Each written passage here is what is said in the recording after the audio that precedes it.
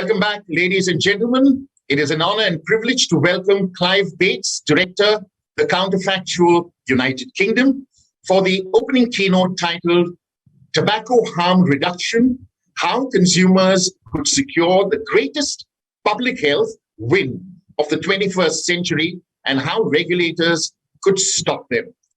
Clive, over to you. Well, good morning, everybody. My name is Clive Bates of Counterfactual Consulting, and I've been campaigning against the harms caused by tobacco for many years. I want to stress that I have no conflicts of interest with any of the industries involved in this field. My interest is in public health. Anyway, I'd like to introduce the concept of tobacco harm reduction, something I think could be the biggest public health win of the 21st century, hence the title of my talk. I'm going to break my talk into 5 different areas. We're going to start with just an introduction to the concept of tobacco harm reduction. First of all, the harm, primarily caused by smoking, and many of you will be familiar with this. There's a huge burden of health impacts caused to the heart, to cancer, to the respiratory system, multiple conditions caused by this. Smoking kills prematurely around 8 million people annually, more than obesity accidents, road accidents, alcohol, drug misuse, and HIV combined.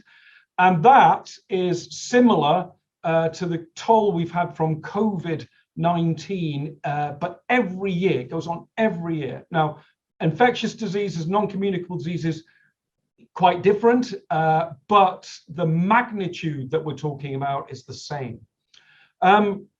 What we're seeing is a gradual shift of the epidemic of smoking moving eastwards to Asia. And most of the deaths now associated with smoking are in Asian countries. This is the number of smokers in each country. India has the second largest number of smokers in the world.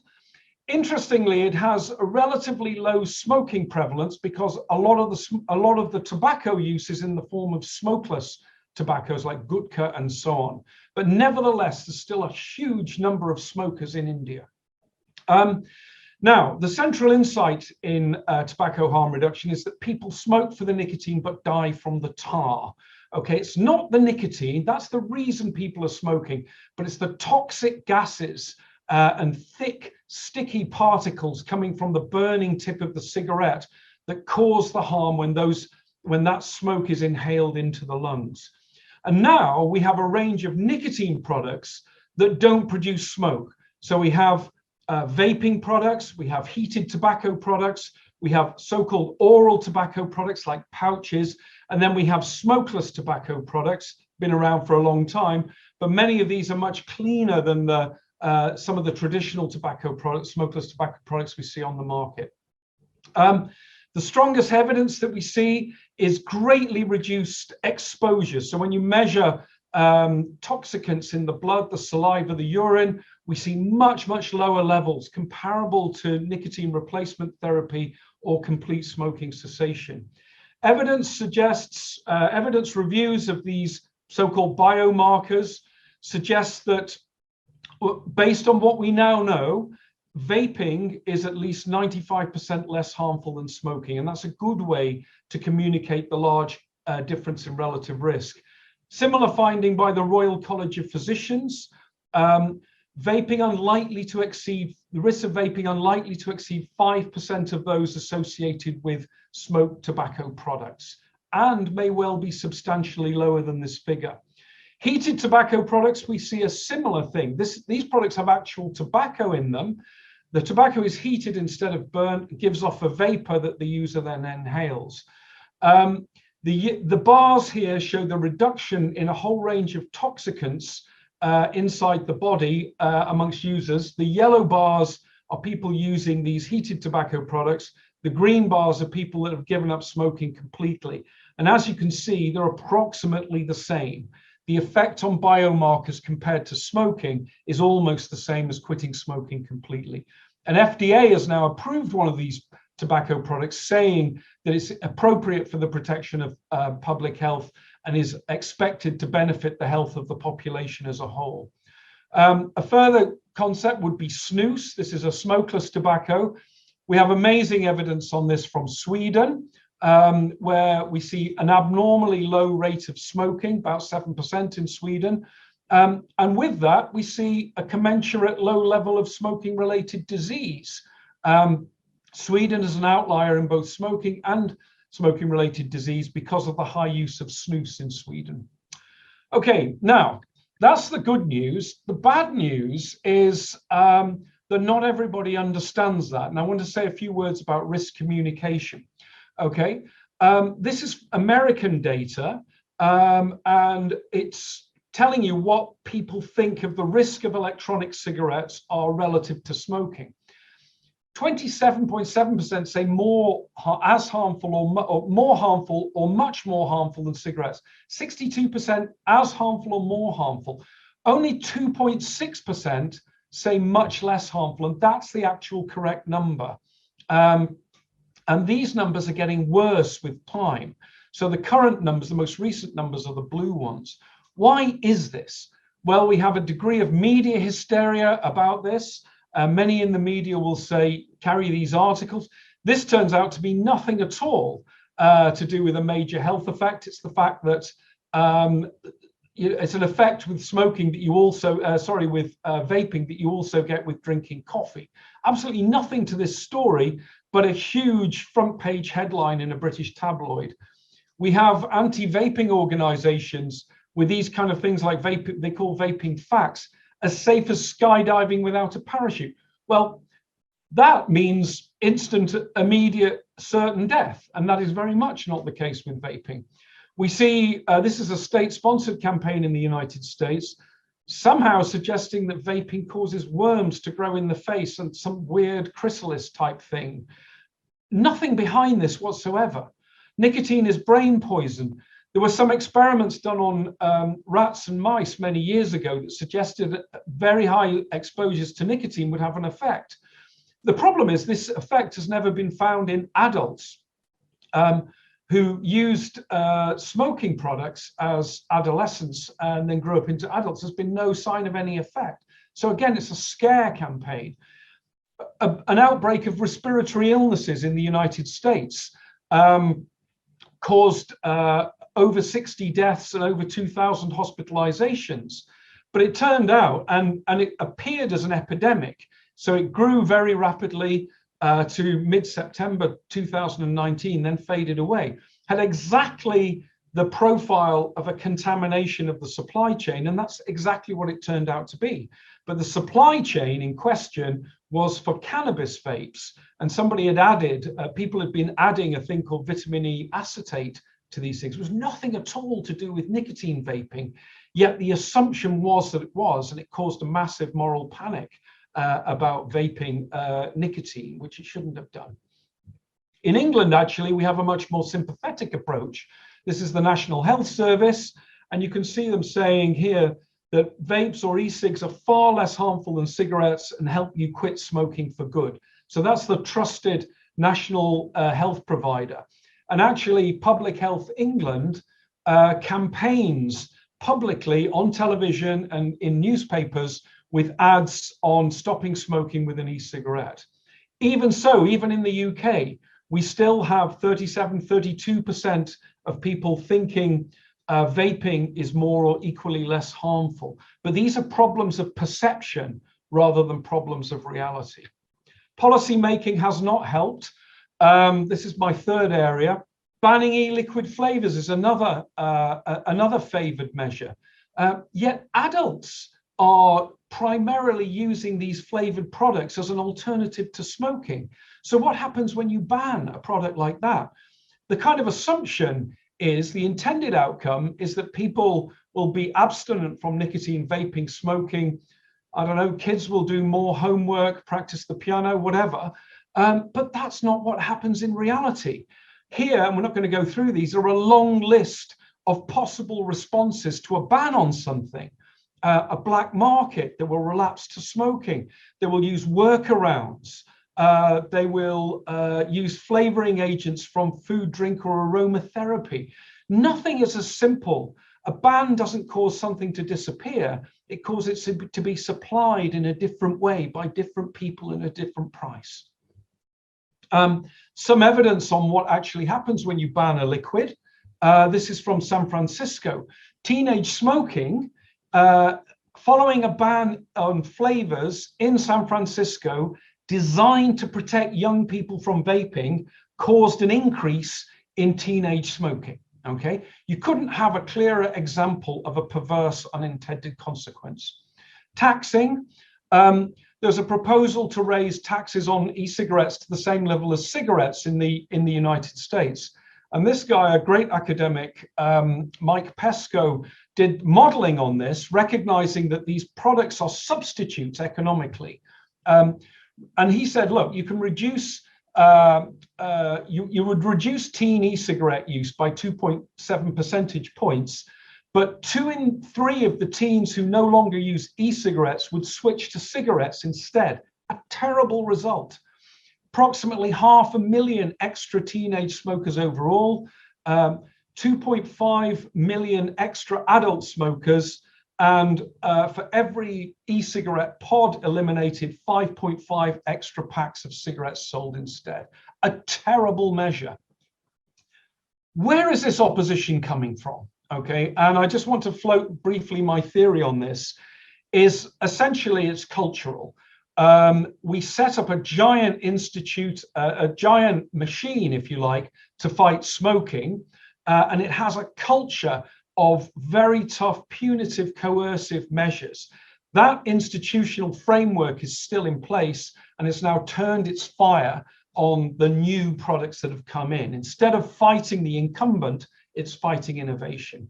So these are the kind of measures you see: taxes, restrictions on where you can smoke, warning labels, stigmatizing, bans on advertising and communication, and so on. That's what the playbook of tobacco control looks like.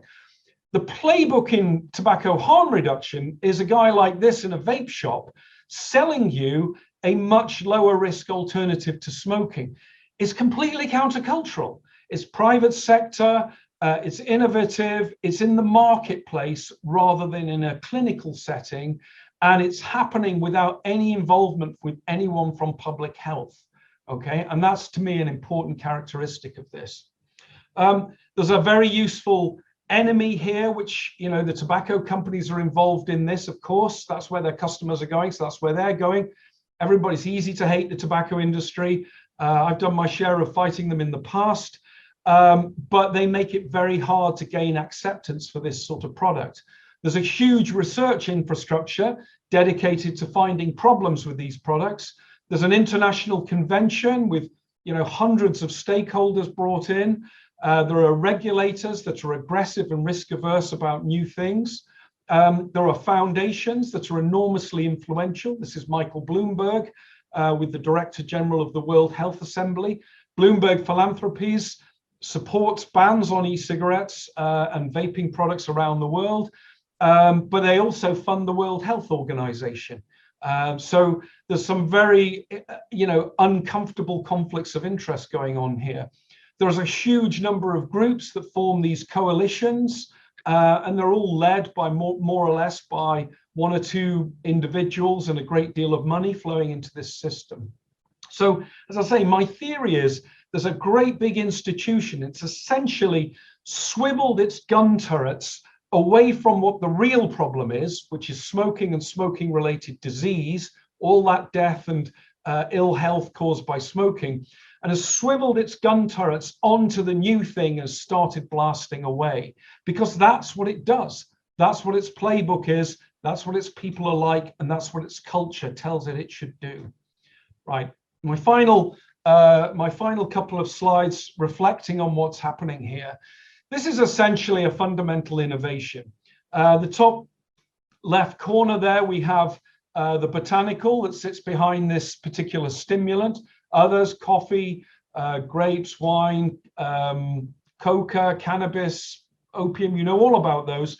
But in this area, this particular, some of these being legal, some of them being illegal, in this particular area, we've had a major innovation. And the major innovation comes from improvements in battery energy and power density. And what that means is we can now heat an aerosol, a liquid, into a fine mist that carries the nicotine without using the heat of combustion. Okay, now cigarettes use the heat of combustion to create an aerosol, but that aerosol also contains products of combustion that cause the ill health. So what's happened here is that we've moved to a clean energy technology in the delivery of nicotine as a recreational stimulant.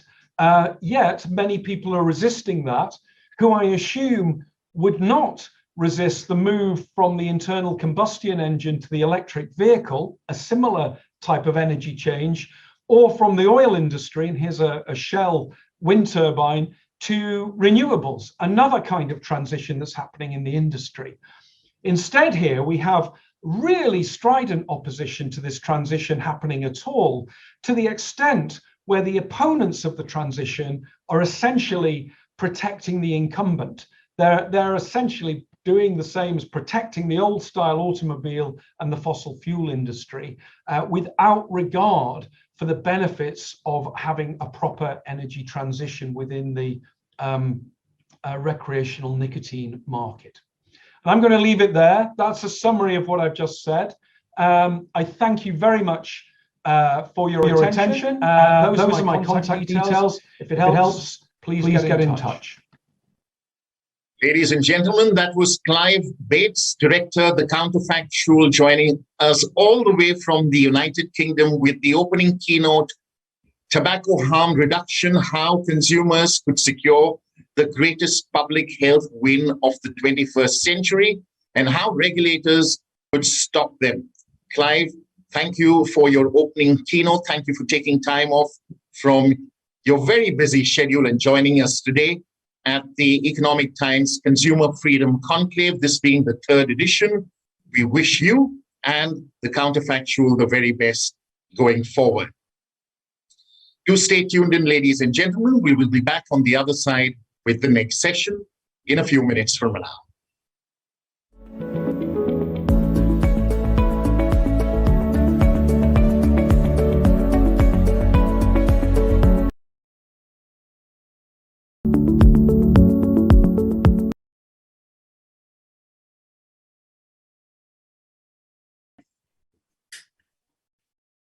Welcome back, ladies and gentlemen. It's an absolute honor and privilege for me to welcome Professor Dr. Rohan Sequeira, consultant cardiometabolic physician, specialist in non-invasive cardiology, diabetes, endocrinology, and obesity management, honorary consultant physician to the Governor of Maharashtra, senior consultant physician at Jaslok Hospital, St. Elizabeth Hospital, SL Raheja Hospital, and Holy Family Hospital. He's a leading practitioner from India and across the globe, and Professor Dr. Rohan Sequeira will provide an in-depth update on the latest R&D and evidence for harm reduction. I must mention here that Professor Dr. Rohan Sequeira is unwell and running a very high temperature, but despite that, he has made it to this conclave. So thank you in advance, Professor Dr. Rohan Sequeira. Without further ado, I hand over the floor to you. Thank you, Mr. Ivan, for that wonderful introduction. And yes, even though I'm still unwell, life goes on. And like harm reduction, we have to reduce harm in our personal lives as well. So I'll just make a brief presentation on what have been my perceptions of harm reduction, how I've been working with a few patients with regards to harm reduction, and how science and industry needs to innovate and change people's behavioral patterns and give them that benefit of harm reduction. So I'm going to speak about what exactly is harm reduction.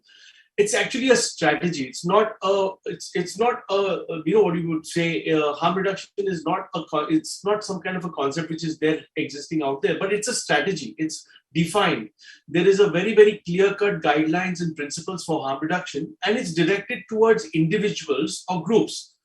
the objective of this strategy is to reduce harms associated with certain behaviors. Now, there are different kinds of behaviors that we have, different kinds of addictions that we have, and how do you reduce the harm for that?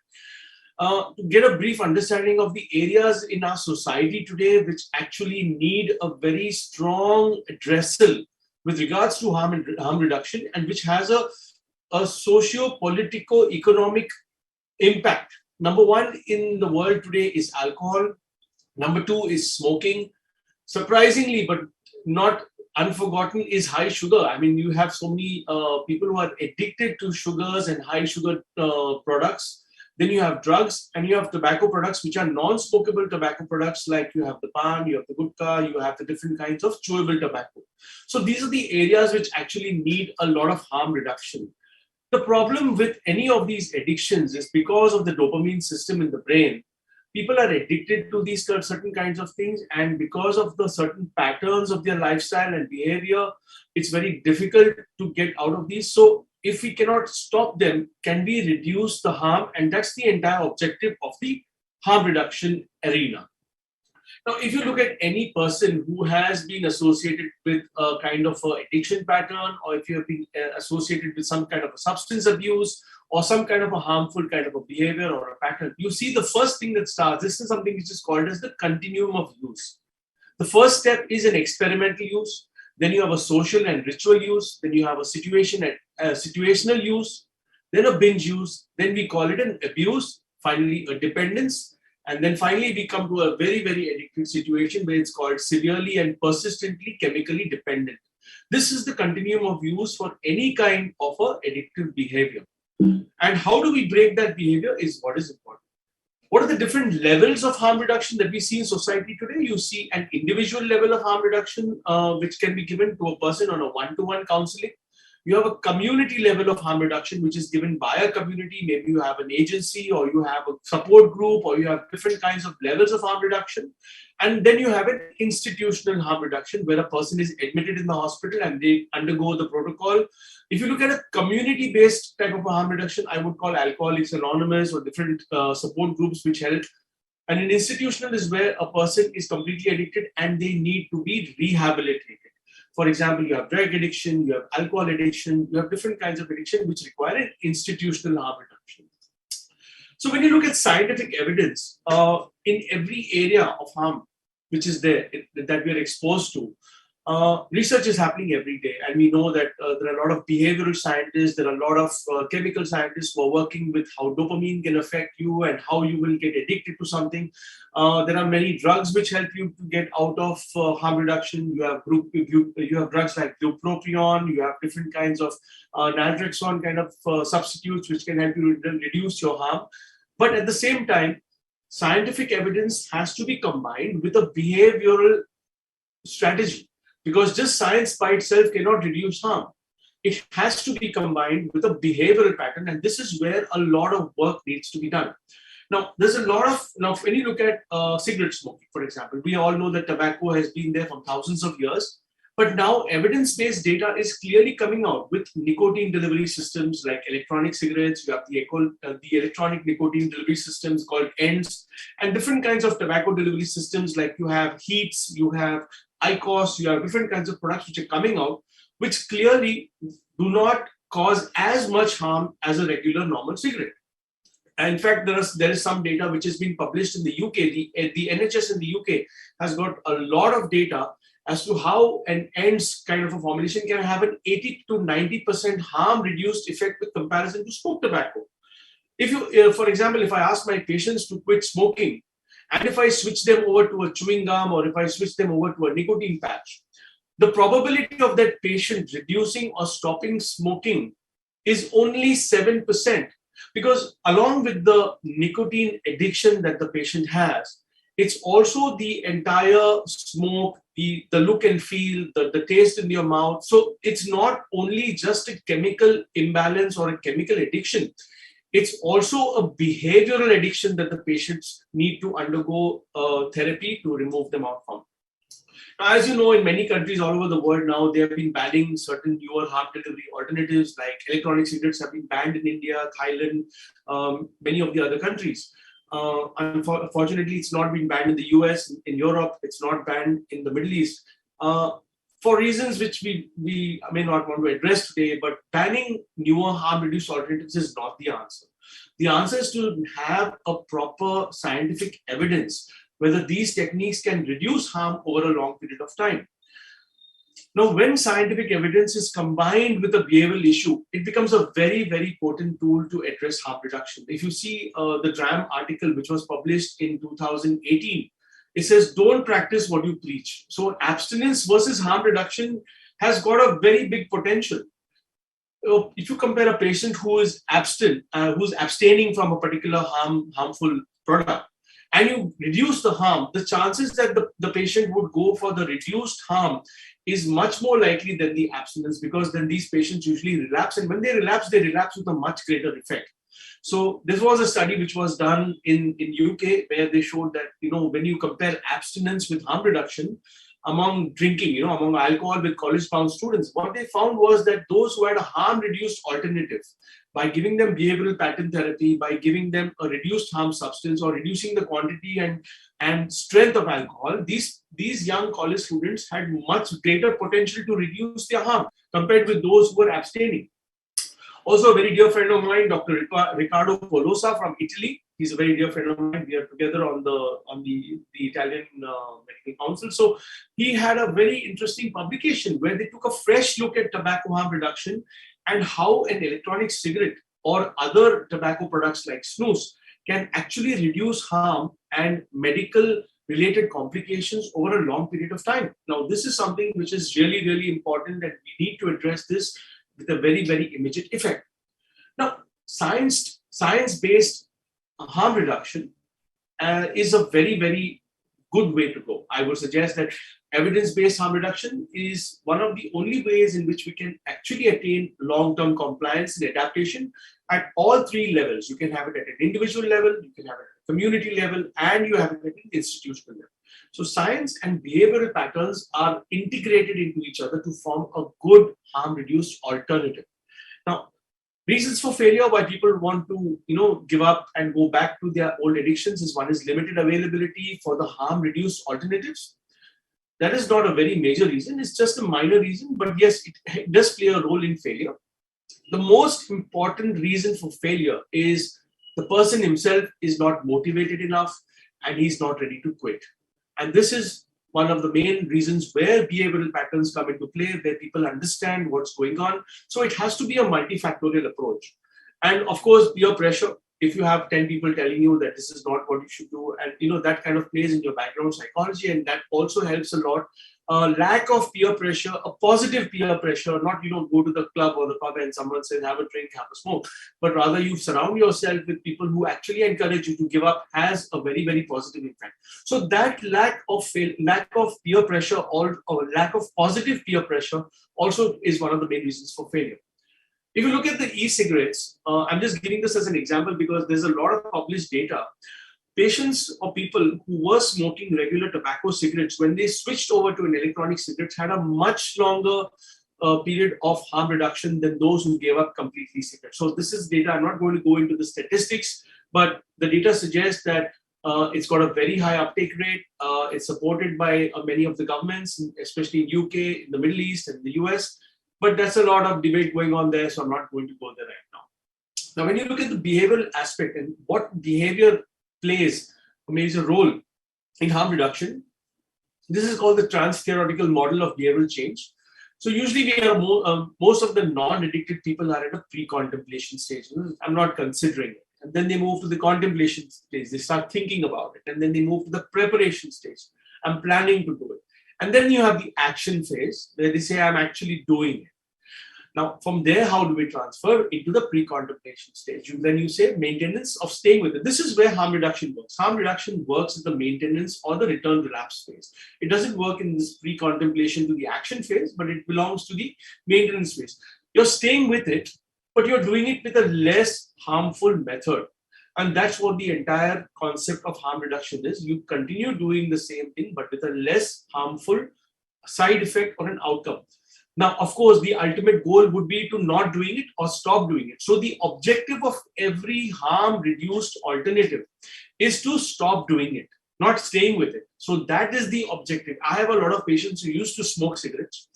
I shifted them onto electronic cigarettes, and I'm very happy to say that at least 80% of my patients started reducing the amount of nicotine over a period of time. And I've got a lot of patients now who have completely quit cigarettes and nicotine-based electronic delivery products. So there is a very strong potential. Now, if these same patients were put onto a nicotine patch, or if they were put onto a nicotine chewing gum, which are also harm-reduced alternatives, the probability that they would smoke again is very high compared when you shift them to a lesser harm reduced alternative like electronic cigarettes. So everyone hurts themselves. This is basic human tendency. We always have the psychological need to do things we don't need to do, and many of the reasons why we do. And that's not what we are here to debate about, but what we as a scientific and a psychological community would like to look is that at least if I cannot stop you from hurting yourself, at least I can reduce the harm. So the 4 pillars of harm reduction and science and behavioral patterns is number 1, maintaining health and dignity. You have to maintain both, but with positive outcomes. Second is maintain participant autonomy. Now, not everybody who undergoes harm reduction wants the world to know about it. And there has to be included into the principles of harm reduction autonomy, where patients' autonomy or people's autonomy is maintained. Then you have a participant-centered services.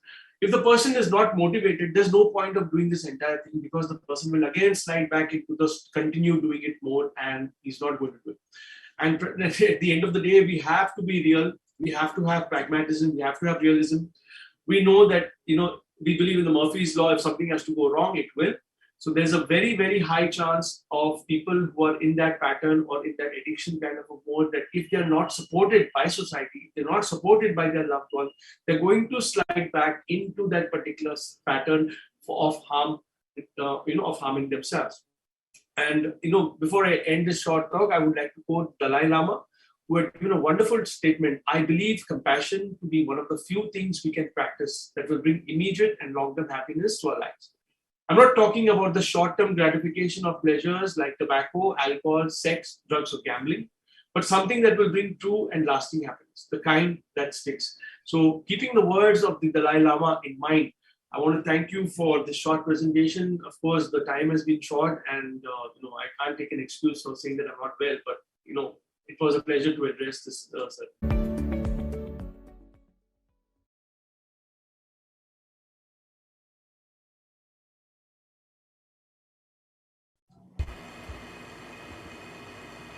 Welcome back, ladies and gentlemen. With that, we move on to the panel discussion titled Clearing the Smoke, Assessing the Science Base for Harm Reduction and Creating a Framework for Incorporating Science into Policy Making. And it's an absolute honor and privilege first to welcome the members of this power-packed panel. First up is Professor Dr. Sharifa Izzat Wanpute, Chairman of Malaysian Society of Harm Reduction, Professor in Public Health, Faculty of Medicine, National University of Malaysia. Dr. Kiran Melkote, orthopedic surgeon based in Delhi, India, and member of the Association for Harm Reduction, Education and Research. Dr. Lorenzo Mata Jr., President, Quit for Good, and Supratim Chakraborty, partner, Khethan and Company, corporate commercial tech data protection. This session will be moderated by Pooja Jain, anchor at Times Network. Pooja, over to you. Thank you so much, Ivan. And as so many of the speakers here at the Economic Times Consumer Freedom Conclave 2022 have already alluded to, risky health behaviors run rampant. So for those who suffer from substance abuse, how can we encourage them, empower them, and enable them to make the switch to safer substitutes, to less harmful alternatives? And what sort of impact do these choices have on individual and community health? Well, these are all complex questions, and they deserve to be approached from a 360-degree perspective. And fortunately, I'm joined by a highly distinguished panel of subject matter experts to help me do just that. Professor Pooja, I'd love to kick off the conversation with you. And for sake of some context setting, harm reduction, to my understanding, broadly refers to the policies, the programs, and the best practices that help minimize the negative societal impact of substance abuse. But for the benefit of our viewers, help us better understand the term by breaking it down in layman language, please. All right, thank you very much, Prof. Ivan, and also Pooja for the kind introduction. You're absolutely right. This is a term which is being used nowadays. We even have a journal by BMC, something like I'm promoting that the BMC Journal for Harm Reduction. So it is something which is relatively new. It's mostly used on drugs, but now we're moving into other areas as well. And tobacco, I think this is a very important area. Me coming from Malaysia as well, we have a huge burden of hardcore smokers in the country, which leads to about huge costs, but also number of deaths related with all the heart disease and non-communicable disease that was contributed by tobacco.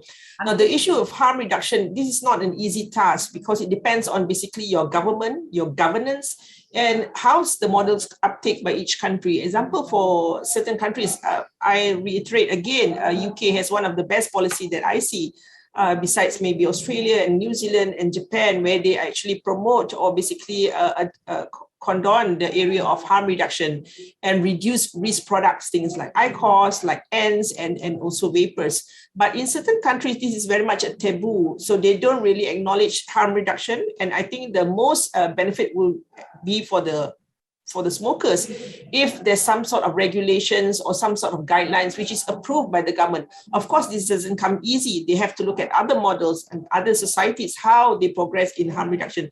Because in some of the ways that I look at it, example in Europe and UK, the regulations are quite strict. Example on vape and ends, by MEHRA, FDA and things like that. So I think this is one of the best methods where you actually curtail the quality, but also monitor how it's going to be implemented for the society. Thank you, Pooja.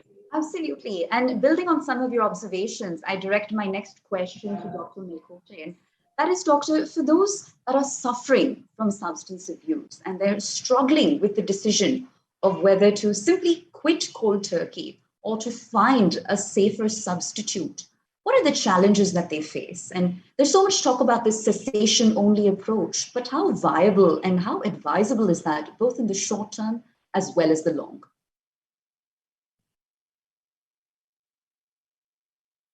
Dr. Milkote, over to you.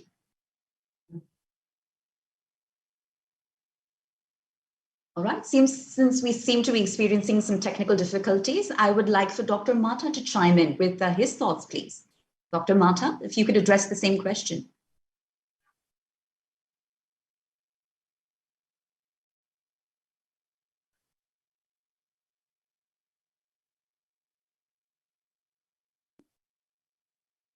Dr. Mata, can you hear me?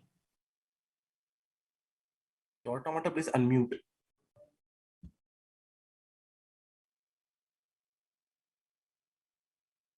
All right, and while we resolve that, I'm going to come over to you, Supratim, and we'll get back to this question. But my question to you is around these safe alternative products that we keep on discussing. And the general observation is that to some extent, they're simply plagued by inadequate or ineffective policies. So in the larger picture, is there simply a lack of political will to blame here when it comes to mass adoption of harm reduction principles? So I think the way to look at this, I think the lens that we should apply is slightly different. Okay, when these alternate products start becoming popular without getting regulated, I think it is then that our regulators start looking at it, right? And they think of regulating it. And of course, there is always this aspersion cast that perhaps the larger industries, which are there in the primary product, which is causing harm, probably are lobbying hard to see that there is an embargo on the newer alternatives, okay? Sure. And that is the reason that we see such harsh embargoes and regulations and alternatives. So that is one piece of this puzzle. The second piece of the puzzle is what are the elements that the government has to keep in mind when they're framing policies, okay? And I think there are kind of threefold points that we should keep in mind. One is economic regulation, okay, which is important from an overall economic development perspective. The second one is societal regulation, which is like health, safety, etc. That plays a large role, okay. And the third one is the administrative regulation. Now, what we're observing here slowly is that society, the social regulation is playing a larger role at times and trying to see that they overshadow the other two from an importance perspective. The way to approach, to my mind, is a balanced approach. It's a middle of the road approach, not going either way. A complete embargo is not the solution. You will choke innovation, and probably some of the better alternatives which can flourish if you have such harsh regulations. But at the same time, not regulating is also not really the correct method. So to my mind, the road is in the middle, really. It should be a middle of the road approach. Phenomenal. And I think that makes for some wonderful context setting. And with that, I'd like to take it back to Dr. Kiran Milkote. I imagine he has now joined us. So, Doctor, the question here was around the challenges that consumers that are struggling with substance abuse face. On the one hand, there is the option to quit cold turkey, easier said than done. On the other, it's to simply find a product substitute.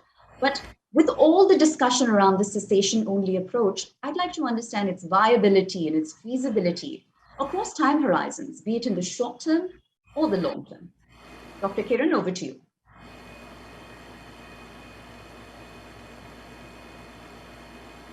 All right, if we are still experiencing challenges on the back end, then has Dr. Mata been able to reconnect with us? Dr. Mata, are you there? Yes, I'm here. Oh, just sorry for the not a problem, sir. difficulty. Not a problem, sir. I'm glad you've reconnected. If I could throw this question at you, I'd love your take. The question to Dr. Yes, yeah, I think the challenge that someone who is abusing a substance is facing right now is because of the different regulations being imposed by government in different countries, where they don't access the necessary alternatives where they can choose, like for example, tobacco. No, we're talking about tobacco or combustible tobacco. So if they cannot access the less harmful alternative, they are stuck into the conventional way of trying to treat a substance abuser. No, so they continue to emancipate or espouse the quit cold turkey, and then if it does not work, and then they go to the nicotine replacement therapies, drug therapies, behavioral therapies, and these things are not working for them because being hooked to a cigarette is not simply the smoking the cigar, not the cigarette. There are behavioral things that they want to continue the behavior. They want to have that hand to mouth thing every time they want to do it. So these are the challenges. No, as much as they would like to quit from smoking, actually we know for a fact that about 80% of smokers want to quit, but it's very difficult for them to do that because they are really hooked on to they're addicted to the nicotine. So this less harmful alternative that we're offering to them would really be a very good way for them to get out, or in the interim they can journey from smoking to completely quit the habit. All right. Well, with that, since you've so beautifully outlined some of the plus points and the drawbacks in that regard, Dr. Kiran Milkote, I'd love to come to you and get your view on this cessation-only approach. But beyond that, I'd love your take on when it comes to replacement therapy. What are some of the risk reduction strategies that have proven to be particularly effective, sir? Yes. So when we actually look at if you actually look at it, choice plays a large role in all these things. So if you actually offer a variety of choices for somebody to reduce harm from any substance, be it drugs or be it nicotine. So I think the The main problem here is the WHO and most of our governments has chosen a single way, that is cessation only approach. So that may not help everybody. It is a great goal to completely quit nicotine. But if you look at the targets that they have set, if you look at the numbers of people that they're helping, it does not help everybody. We are all taught from a young age that each one of us is a unique individual. So that would mean that we have different makeups, we have different likes, different dislikes. So one approach for everybody is not a good idea. I mean, it's not, you don't need to delve so much into that. It just, one size doesn't always fit everybody. So if you look at the different harm reduction techniques, or if you look at the strategies, the basic concept is very simple. Nicotine by itself is far less harmful than tobacco. If you actually look at tobacco as a whole, and if you actually look at it separate from nicotine, then it makes a lot of difference. Now, most of the users smoke because of nicotine. So if you can de-link the two, if you can give them their nicotine without the dangers of tobacco, that would definitely be harm reduction. Here in the Southeast Asia region, we have a much higher problem with smokeless tobacco also. So I think if you look at the harm reduction strategies, vaping or ends is just one part of it. There is always going to be a cessation approach as well. We cannot discount that completely. But apart from that, there are many other ways that we can help the smokeless tobacco users, like for example, snus or nicotine pouches. We can also start them on lozenges nowadays. So I think these are there are many different strategies available, but until we accept that harm reduction is a viable strategy for tobacco control, I don't think we can move further from there. Over to you, Pooja. Yeah. Oh. And building on some of your observations, I pose my next question to you, Professor Pute. Because regardless of what the science says, electronic cigarettes, for example, are not always viewed as life-saving interventions. In many scenarios, they're considered to be just as dangerous as combustible cigarettes. So what's the solution when it comes to so many of the misinformation campaigns that continue to run rampant? You're absolutely hitting the point there. There's a lot of research out there, Pooja, and I think this happens to all of my friends as well. There's areas which are supporting, and of course, there's research as well, which is against, reduced risk product and such. And this is where the delineation between which research is best and which research that we can use as substance to support our harm reduction is the main area to play on. I think that you cannot dismiss, because there's a lot of research pointing that there are benefits and also definitely reduce harm reduction through using reduced risk products.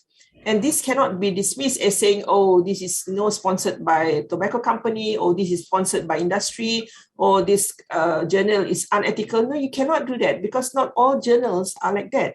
So we have to take it with a pinch of salt. We should be able, coming from academic and also scientific community, be able to segregate which research would be supportive and which research do not. Example from the Public Health England. We've had some academician, but also some supporters from the government saying that the opinion from the Public Health England is not supported by WHO. So how can you just say that and assume that a certain entity is supported by industry, when in fact it is totally independent and they are actually supported by their government to finance that study? So I think this is the main area where the government should be neutral. They should not be pushed in any direction by certain industries or certain other players. And this happens a lot. I totally agree with Dr. Supratin just now that, there are some areas where the government is moving towards for certain reasons, and I'm not saying any government, there's a lot actually, and they are going into some directions for certain reasons, either they are pushed by certain entity or they follow certain directions. And I think this should not be the way. You have to open your mind, because this is an academic area and there's a lot of novel things coming around, So I think my friends would elaborate more on that. I have so much to say. I'm so frustrated on some of the conditions in certain areas, but we have to move forward. Thank you. Well, Professor Puja, that makes for a wonderful segue into my next question, which is to you, Dr. Milkote. Because so many sectors have experienced blanket product bans, and these bans tend to be very heavy on ideology, but they're quite light on research, unfortunately. So how can we better ensure that consumer rights and consumer policies are rooted empirically in scientific findings and much more evidence-based? I think that's a great question. Actually, bans don't work. Unfortunately, that's the real truth. If you look at it, bans just drive things out of the public view, but there's always going to be a thriving underground market. And the very reasons for the ban, for example, in our country, we have a vape ban since the last 3 years. So the very reason for the ban was to protect the youth. But the moment you've driven it underground, how do you protect anybody? Right. You have absolutely no chance at regulations. You have absolutely no chance at seeing who's buying, who's selling. So, we have lost that opportunity by banning. And if we go back to the larger question of bans as such, I think if you try to look at how to hold somebody to account, how to sort of hold. So I think for that was required.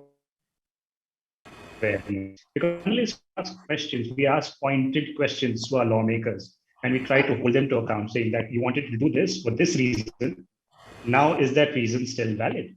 But I think until there's more sort of until there's more sort of consensus, only then can we take things forward. And to also go into the past question to Dr. Putte. A lot of people say that it's as harmful or more harmful than cigarettes. But I believe that the concept of ends, if you look at it, it meets all the requirements of harm reduction for smokers. So if it is not safe, join hands and let us make it safe. If you find something that is not safe, let us do research, let us do something that is safe. But I think dismissing it out of hand is not a good idea. Well, absolutely. And Mr. Chakravarti, if I could get your take on the same, because I think, what Dr. Milkote has just alluded to is the fact that creating these blanket bans just leads to the emergence of an underground economy. So clearly there are some trade-offs in the mix here. What are they and what's the solution? Right. So I think it's absolutely correctly mentioned that, if you put a blanket ban, things would move underground. And there are ample number of examples in the country today, right? And globally also, that, wherever you've tried to stifle by putting a blanket ban, it moves underground, and then it becomes even more draconian or problematic to really handle. I loved your question, actually, where you say that are we going heavy on ideology and light on research and scientific study? But that is happening, I think, across the board. Okay, an ideology is actually looming large or playing a larger role as compared to understanding what is the scientific basis, based on which we should say yes or no or regulate a particular activity in a manner, right? In the digital space, I think there are a number of examples which is not known to us. We tend to just say perhaps that it is better to put a complete embargo on this, which is completely, I would say, wrong thing to do, because you've neglected or not thought of the larger populace and what their liking is. Okay, so similarly, I would draw a parallel here and say that, and I agree with my co-panelists, that you do research, you figure out whether these are plausible solutions or alternatives or not, and try and adopt them, keep an open mind towards these. So I'll pause there. Well, I've got a follow-up question for you, Mr. Chakrabarti, and if I could ask that you put on your policy hat there for a moment.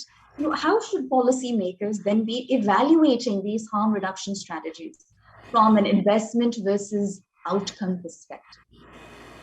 Right. So I think what we have to understand is, what is my end goal? Okay, what am I trying to sort of drive home? Right. Benefits, what are my benefits? Am I trying to reduce cost, enhance efficiency, stimulate innovation, things like those? And beyond all of this, I go back to my initial 3 principles that I mentioned. I think these are absolutely critical for any government to keep in mind. And I will tell you, probably in this case, the order should be social regulation, economic regulation, and administrative regulation. I think that is the way to look at it. All right. Well, Dr. Martha, I want to come to you now. And my question is, do you believe that there is adequate application of harm reduction principles in clinical practice today? Where does things stand? Yeah, thank you, Roja, for that question. Actually, for me, it's a no-brainer, really. The whole idea of harm reduction just sort of comes naturally in the practice of medicine.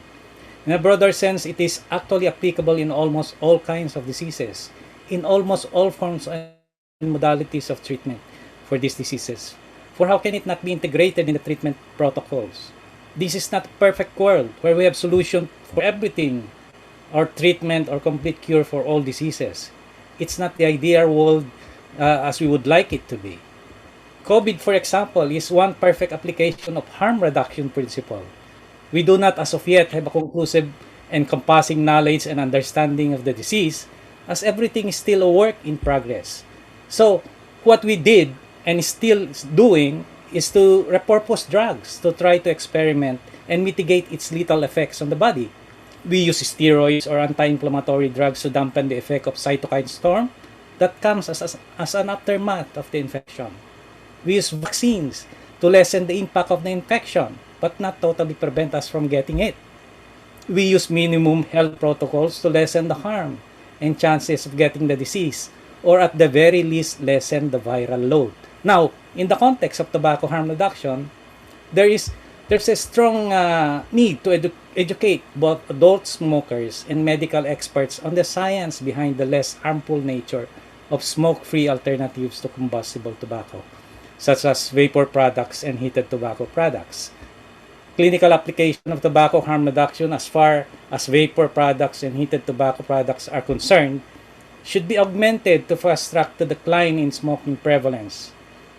You know, when I'm approached by a recalcitrant cigarette smoker, I always tell them to quit smoking altogether. That's the best route to eliminate the harms of combustible cigarettes. But I also know that a significant number of my patients do not really quit. To counteract this phenomenon, our advocacy for other ways of quitting combustible cigarette becomes impactful. This is when vapor products and heated tobacco products come into play. Quit cold turkey is the pillar of our advocacy. If not feasible, as I said a while ago, there are nicotine replacement therapies such as nicotine gums, nicotine patches, nicotine sprays available in the market, which wean smokers off the deadly habit. If not effective, as is often the case, progressive and open-minded doctors like me can then recourse to the less harmful alternatives anchored on the harm reduction principle. Despite the abundance of peer-reviewed scientific studies supporting the risk reduction benefits of vapor products and heated tobacco products, many doctors sadly still subscribe to the classical cessation approach or just prescribe nicotine replacement therapies. Yet the fact remains that there is still in our country 16 million Filipino smokers with a sluggish quit rate of only 4% measured as of 2015, which largely remained unchanged from 2009. So with this in mind, I really believe that my colleagues in the profession should embrace harm reduction principle for tobacco by using less harmful alternatives, just as we are already applying it in all other forms or modalities of treatment, especially for those diseases that we cannot completely treat or cure. Thank you, Roger. Absolutely. And Dr. Melkote, if I could have you please respond to some of the observations that Dr. Martha has just made. Do you echo the same sentiments there? Absolutely. I think those were some very, very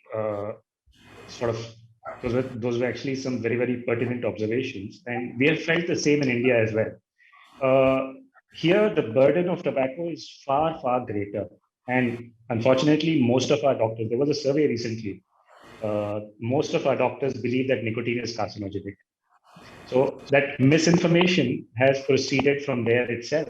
So when the doctors themselves are not aware of all these things, it becomes very difficult to translate into clinical practice. And over here, I mean, if you actually look at a few of the papers coming from the CDC, so there was one recent paper in 2017. It said 70% of smokers want to quit, 70%, but only 50% made an attempt. And of that, totally only 7%, less than 7% managed to quit. So that's 1 in 10 smokers ever managed to quit. And one more paper in the BMJ said it takes a smoker 30 attempts on an average to quit, 30 attempts. And those who can quit, they usually quit early. But those who make repeated attempts, they're more likely to relapse.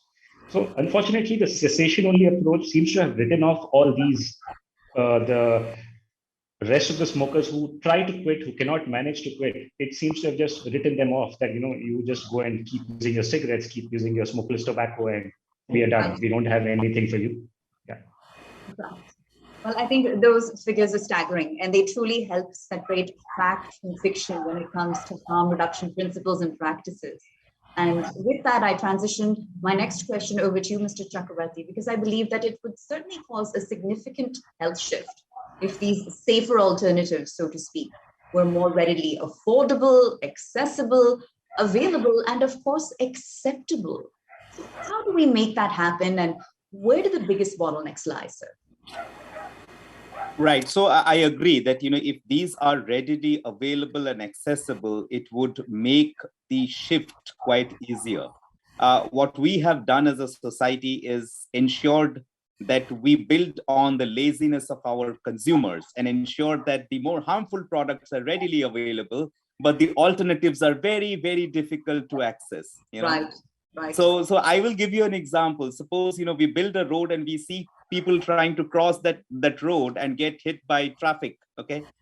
We are very, I think we're shying off from building that flyover where people can probably take another route and go down safely, perhaps on the other side of the road. So, I think that is where we need to hit on and see that the alternatives are available to you. You choose from which one you want to adopt and go ahead with. Professor Pute, what's your take on this accessibility question? Because it does seem to be the inherent underlying pain point in this larger discussion. Right. For my personal view is that not only that we need to make it accessible, but it has to be accessible correctly. When I say accessible correctly means that we must maintain the quality and also the mechanism of the delivery. I'll give you an example. In US, there was a few deaths. I think this is known among all of us, the EVALI so-called syndrome or pandemic of EVALI. Now, what happens is that everybody was able to so-called modify their pots and their vape, and they introduced cannabis oil and also some addictive, which is the vitamin E, and that caused the number of deaths. So initially, during the pandemic, what they did was that, vape caused the death. And then after the autopsy, taking the bronchial lavage and things like that, then they realized, oops, it was a mistake. It was not only the vape, it was actually the THC combined with the vitamin E acetate. So this is what I mean. You need to regulate it as well, because if you don't regulate, people will just do this as a backdoor industry. They'll just modify, they'll buy some things, vanilla here, buy some cooking oil and put it in. So which is not safe. This is why it has to be not only accessible, it must be regulated. There must be some sort of way to, for retailers or sellers and users to use reduced risk product in a safe and of course quality manner, so that it will be beneficial for in the end, and it becomes a truly harm reduction initiative. Yeah, Dr. Mata, building on some of Professor Pute's observations here, he said that it needs to be made accessible and readily accessible, but accessible correctly. What does that mean in the context of your country? And likewise, Dr. Melkote, I'll come to you with the same question to give us an India-specific and an India-centric perspective. Dr. Mata, let's start with you. Now, to be correctly accessible means that this product should be available just like the older product that we are trying to replace in the market, which is the tobacco cigarette. Because if you make the old one more readily available than the new one, how could you be able to make the switch necessary for us to transfer these people, these smokers to this new alternative, which is much less harmful. And that is the objective of why we have to have this regulation. No? It has to be readily accessible. It has to be affordable. You cannot make it more expensive than the old one. So you negate again the heart of the intention of the to try to bring the smokers to this new alternative. And Dr. Melkote, what's your take? Let's look at it through the India lens. I actually totally agree with Dr. Bhatta.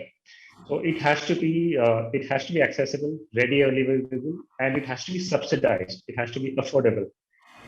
If you look at the sort of the socioeconomic status of most of the tobacco users, especially the smokeless tobacco, so they are in the low socioeconomic strata. Many times they are marginalized. So if it is not readily available, if it is not cheap, then they actually may not make the switch at all. We have actually made a full representation asking for nicotine gums for all these things to be included in the national list of essential medicines. So at least they could be standardized, at least their price would be subsidized. So I think that is quite important. And having some sort of a regulation, if you actually look at these reduced risk products already on the market in India, yes, we do have a few. Now, they are mainly manufactured by pharmaceutical companies. So you have nicotine lozenges, you have nicotine gums, and you have patches. Now, if it is 2 mg of nicotine in the gums, they are actually for sale over the counter. Anything above requires a prescription. So something like that, if it is applied to other reduced risk products, that would go a long way in helping. And Mr. Chakrabarti, do you believe that the public sector and the private sector need to better work in tandem, better work in conjunction to make part of this vision a reality? Is sort of the coordination not fully aligned and in sync here? Right. I think yes. The answer is obviously what you mentioned, but I believe that the governments need to create an environment for that collaboration. Right. Right now, there is a lot of uncertainty because of which there is lack of collaboration or hesitation in coming ahead and extending a hand. If there is more collaboration, it can be more fruitful for society at large. So my suggestion would be, yes, that should be the golden, aim that we should have, but it should start perhaps with the government extending the hand and creating an environment where, such a thought process can thrive better. Now, in terms of the gestation period for this thought process to mature and show an actual on-ground impact, what sort of time horizons are we to viable change? And I'd love to pose that question to Dr. Pute. From your research, how long is this exercise? When does it reach fruition? And that becomes a very pertinent question in the context of our future generations and the health challenges and perhaps the risky health behaviors that they may inhabit, or demonstrate. So I'd love your take. Right. For Malaysia personally, I come from Malaysia. We don't have that yet.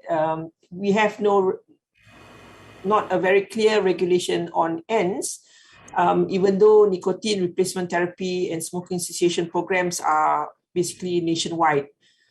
So it very much depends on how the government functions and what the government thinks. Of course, they look at certain literature from NHS, WHO, and so forth. It can take many years, and I've seen example for Indonesia, how they have made progress in some areas and also in China. That means to say that it might not be even months, it may take years, and maybe it can go up to even decades for a solid, structured national health program on harm reduction to be in place. And in certain countries, it does not come into fruition at all. It ends into a failure. So I think this is where the propagators and academicians and of course doctors will play a role in trying to promote harm reductions, not only to our patients, but our society at large, looking at different examples and success factors from many countries. Now, this is not easy. Again, we've talked about the research quality and so forth. It has to go on. There must be some players trying to move this on. All right. Now, Professor Putte, you mentioned research quality. And Dr. Mata, I want to come to you now, and I'll take the India perspective from Dr. Melkote as well. Is there enough research that has, in fact, even been conducted in this regard? I think the lack of research is something that is sort of getting in the way of material findings and therefore material decision-making when it comes to harm reduction principles and its mass adoption. Your take, sir. Yeah, there's a preponderance of scientific evidence that supports the benefits that we can avail of from harm reduction. No? I have in the context of tobacco harm reduction, for example, no? We have a few of them, no? A few of those which dwells, no?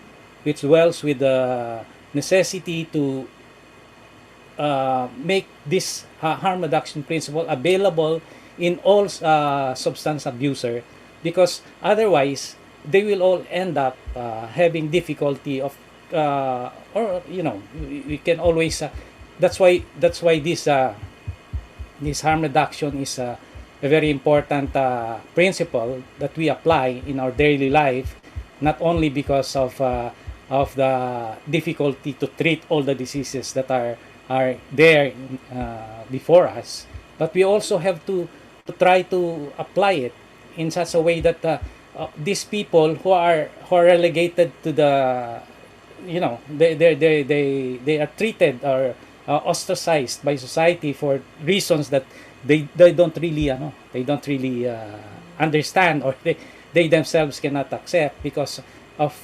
the addiction that they are into. We have to be very compassionate about them. We should be humane. We should not be so prohibitionist and absolutist as to say that it's either you stop what you're doing now or you end up dead. No, we cannot do that, because come to think of it, if it's your relative, it's a close friend of yours, can you say that to them? No, of course not, right? Of course. And Dr. Melkote, do you believe that there is a bottleneck in that we are not adequately humanizing the issue? I think so. Is there a more empathetic lens that's required here to materially move forward for everyone's benefit? I absolutely agree with that sentiment. To be very blunt, if you look at the model propagated by the WHO, you look at the targets, if you look at what we're doing so far, so they are basically praising each other. They're actually giving each other awards for saving 1% of smokers and smokeless tobacco users. The remaining have just been written off. They don't have any agency. They don't have a voice. If you look at the recent COP9, there was absolutely zero. There was absolutely zero sort of. We didn't have any other voices apart from the traditional tobacco control movement. Everybody else wasn't allowed. So you didn't have any sort of counterpoint. You didn't have a debate. We don't even know what went on. It's totally opaque. So I think just because somebody has used tobacco does not make them less deserving of a chance to live a life. If they want to quit, they should be given every sort of chance to quit. If they don't want to quit, if they can't manage to quit, they should be offered reduced harm products. They should be offered reduced risk products, so that at least even then they can sort of lead a long life. Now, going back to the other question regarding the research. So there are great figures. If you look at smokeless tobacco from Sweden, snus, that has shown a large drop in the incidence of oral cancers. We also have figures from Japan, where they actually had started the IQOS and the other HTPs. That has resulted in a large drop in traditional cigarette sales. Data from India, unfortunately, is lacking because there's a de facto ban on research into vaping. And snus is in a legal gray area because of the Drugs and Cosmetics Act. So as long as there's no clarity on that, I think data from India will have to wait, although we are hopeful of getting a few research papers across somehow. All right.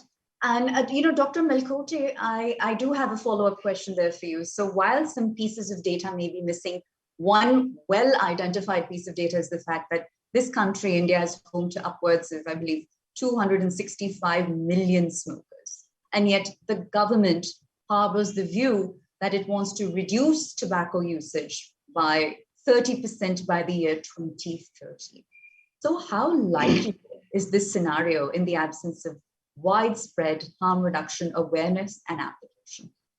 And I'll pose this question to all of my panelists, but Dr. Melkote, I'd love your take first. Okay. There are some, the number is actually 267 tobacco users, overall tobacco users, including smokers and smokeless tobacco. In India, we only have 4% of people who smoke cigarettes, 7.7% of people who smoke BDs. Right. 21.4% of that number they use smokeless tobacco, sorry. So khani, gutka, zarda, stuff like that. Right. So in our country, it's only 4% people who smoke. It's not only, sorry, we have a very large population. So it's a large number nevertheless. But the bigger problem is smokeless tobacco. So the other thing, when you say 30%, now, yeah, so that is a target which was set by the Global Action Plan on Tobacco. That was set actually by WHO. 30% is not 30%. It's 30% relative reduction from the numbers that were existing in 2010. Oh, right. Yes. So actually speaking in absolute terms, it is less than 6%. If you look at the figures from 2010, if you look at the projections for 2025, it is they want to reduce it by 6 to 7%. And they say that, if you look at it, if you reduce 6% of the total amount of smokers, it translates to a 30% reduction overall. So it's a relative reduction. So yes, we are on track, but the problem, look at the data for India, or specifically the data for the Southeast Asian region, which I think includes all of us. The data there in the number of male smokers. Yes. So the numbers of male smokers and tobacco users is rising, while the numbers of female users is dropping. And it has dropped quite significantly from 2000.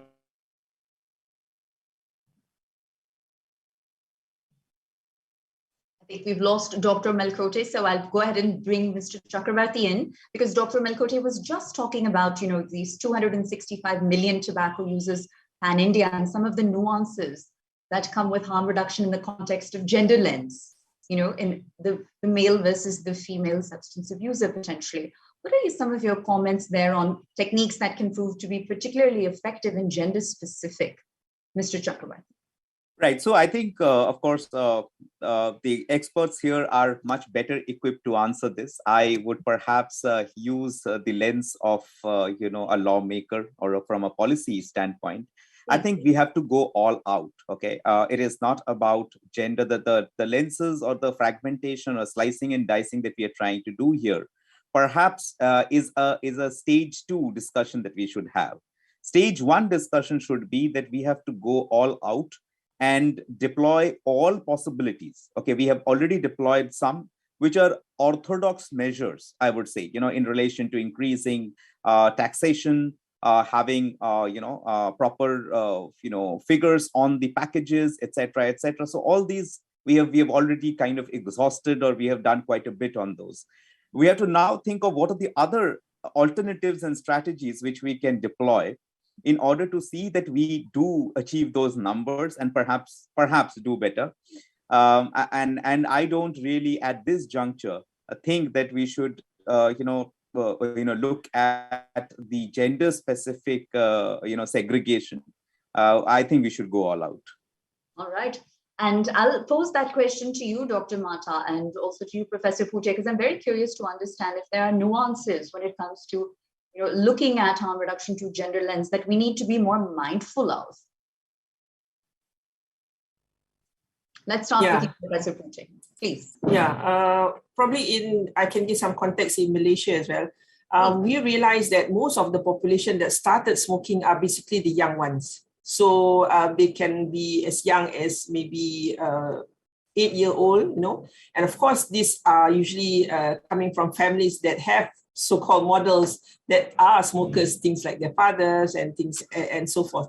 And the girls would actually start during their high school and so on. And we see that in general in Malaysia, there was a point where the number, of course, males exceed females by huge amount, almost 10% more. But then the females were increasing at one point in time. But now, after the introductions of ends, it was not introduced by the government as a harm reduction tool. It was introduced by the retailers and sellers. And accidentally, we see a reduction of both males and female smokers, which is in a good way. It shows that, of course, it can be because of the smoking cessation programs. It can be because of the vape and also the presence of ends that actually, they switch from using tobacco and they use ends, which is not something that we want as well, because then we'll see that as an introduction, a gateway for the children to smoke cigarette in the end. So in this perspective, of course, probably female smokers in Malaysia is not a huge problem yet. We do see here and there, but it's not so widely, it's not probably as wide in other countries. It is still seen as something like a taboo in some societies, in some culture and so forth. But we still have to curtail, because the problem with smoking, as you know, we have secondhand smoke. And when the male smoke, sometimes, well, not sometimes, I think most of the time, they also smoke at home. And when this happens, their family members, their children, of course, their pregnant wife are also exposed to the environment and also the secondhand smoke and the third-hand smoke as well. So this is something that we need to curtail. And going back to reduced risk products, we know the problems of aerosol. There are studies showing there's some ill effects, even though not as bad as tar and carbon monoxide.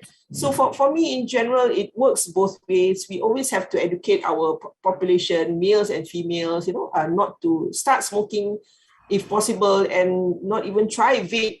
In the first place, your air needs clean air, and it should stay that way. But what we are worried about is now what happens to the smokers who are already addicted to tobacco, and how to reduce the harm to these people. So these are the target group mainly now. All right.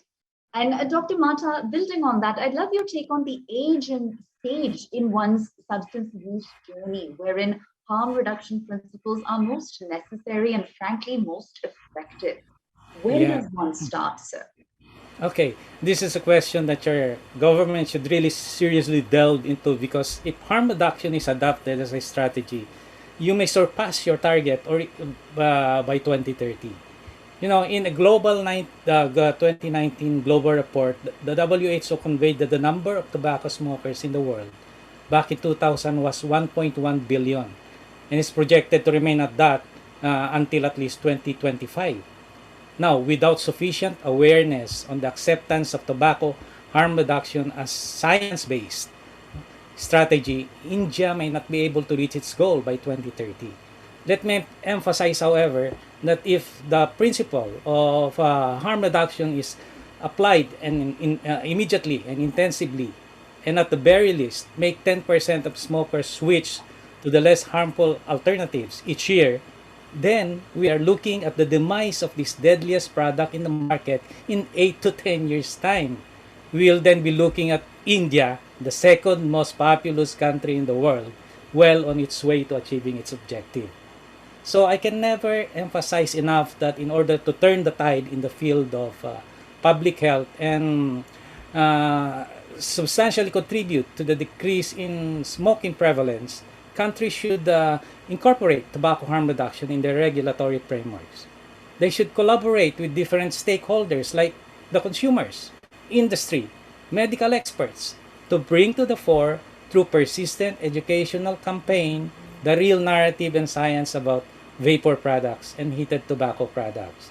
There should be a continuing education on how these smoke-free alternatives to cigarettes can improve the quality of their lives. We cannot deny the fact that there are hundreds of peer-reviewed international scientific studies which found that these innovative smoke-free products are far less harmful than combustible tobacco and offer the best options to make smokers quit. But more than just tobacco harm reduction awareness, it is important to have a science-backed regulatory framework which is one should be cognizant of the difference between combustible cigarette smoking and smoke-free products. 2, it should be less restrictive than combustible cigarette regulation. And 3, supportive of the reasonable accessibility and product communication while curbing unintended use of non-smokers and minors. When access to smoke-free alternatives to combustible cigarettes is unreasonably denied or discouraged, again, I said the heart of the noble intention to eliminate combustible tobacco is negated and people will then go back to smoking. For example, according to the consumer advocacy group, Consumer Choice Center, cigarette smoking in the United States went up for the first time in 2 decades amid the persistent public health lobby against less harmful alternatives such as e-cigarettes and heated tobacco products. The 2020 cigarette report of the Federal Trade Commission purportedly showed that the total number of cigarettes sold by major manufacturers in the United States rose to 0.4% in 2020 to 203.7 billion units from 2019. This represented the first increase in cigarette sales in 20 years. The group noted that these public health bodies, anti-smoking groups, and allied journalists, whatever their intent may be, have sought to convince the public, that not only is smoking bad and dangerous, but also that the alternative nicotine devices like vaping products, nicotine pouches, heated tobacco are just as or even riskier than a pack of combustible cigarettes. This is catastrophic to public health because by doing so, you perpetuate the deadly smoking habit. Yeah? Doctor. And Yes. Dr. Mata, I'm told that we are completely out of time, so I have to cut you off there. But I'd really like to thank all of our panelists for sharing such a rich range of perspectives, from their personal and professional journeys. You've really all added a unique dimension to this complex conversation. And with that, our special session, Clearing the Smoke, here at the Economic Times Consumers Freedom Conclave 2022 comes to a close. Thanks for tuning in. Ivan, back to you. Thank you, Pooja. Thanks, Pooja. Thank you. Thank you so much. Well summarized, Pooja. That was indeed a fantastic discussion on assessing the science base for harm reduction and creating a framework for incorporating science into policy making. Some great insights shared by all the members of the panel. I would like to thank Professor Dr. Sharifa Izzat Wanpute, Dr. Kiran Melkote, Dr. Lorenzo Mata Jr. and Supratim Chakraborty for taking time off from their very busy schedules and joining us at the Economic Times Consumer Freedom Conclave. We wish you and your respective organizations the very best going forward. And Pooja, as always, thank you for doing a fantastic job of moderating this panel. Thank you, Ivan. Thank you, Pooja. Thank you. You're most welcome. Do stay tuned in, ladies and gentlemen. We will be back on the other side with the next session.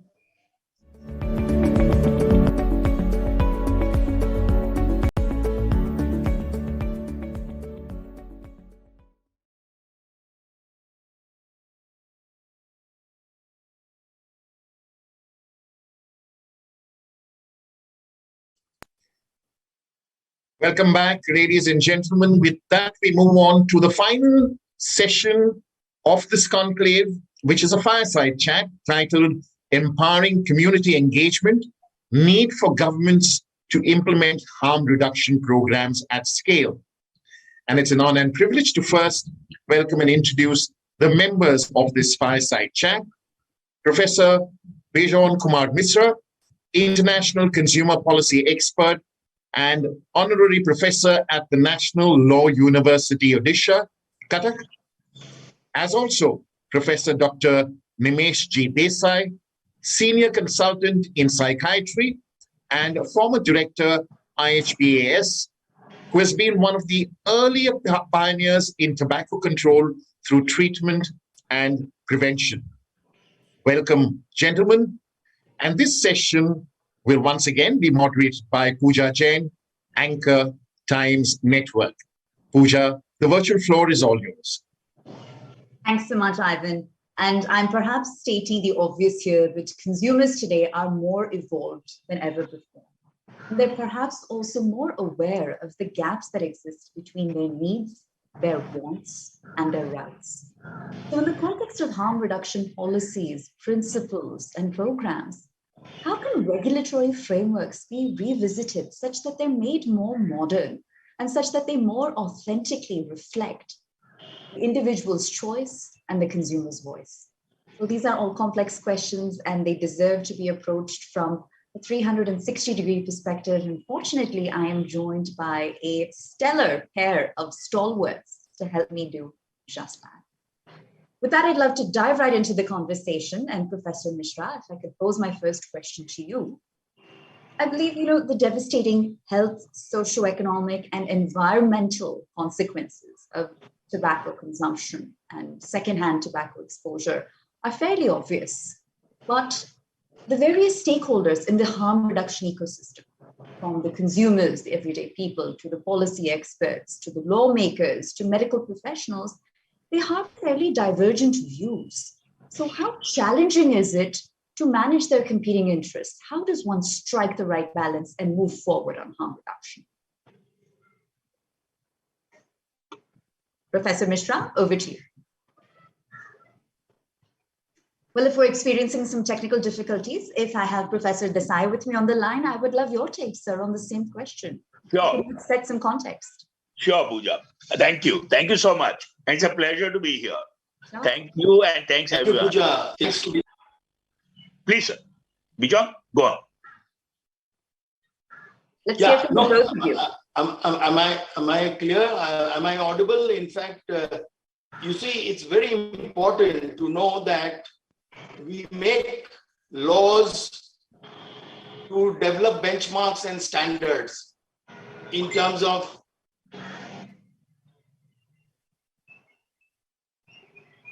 Professor Mishra, I think we've lost you there for a moment.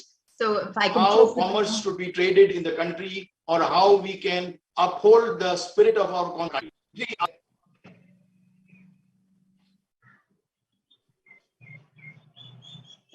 So while we get Professor Mishra's, technical issues resolved, Yes. I can chip in. I'll chip in. please, Dr. Desai, please.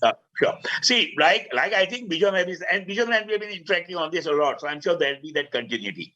So the thing is, at policy level, at the level of trade and policy, at the level of healthcare services, or at the level of individual choices, in a consumer sense, the harm reduction approach has to step in, because if there is one truth about treatment of people with chemical substance use problems, to put it crudely, when you try only abstinence method with everyone, you keep hitting your head against the wall. Right. If there's one thing that addiction science has taught us in last 40 or 50 years, and having spent nearly 40 years here, is that you don't try and do the best for everyone. The old adage of not letting the excellent be the enemy of the good. And I'm talking about the harm reduction approach as a broad issue, one. Amongst them, and I'm sure Bijan will agree, he's with us now, I'm sure Bijan will agree, the central idea to me for this fireside chat is, how do you get sensible science, good hard science, sensible science to policy implementation without dogmas? Bijan, if you're on, please, I'll just continuing as you were described it. Are you with us?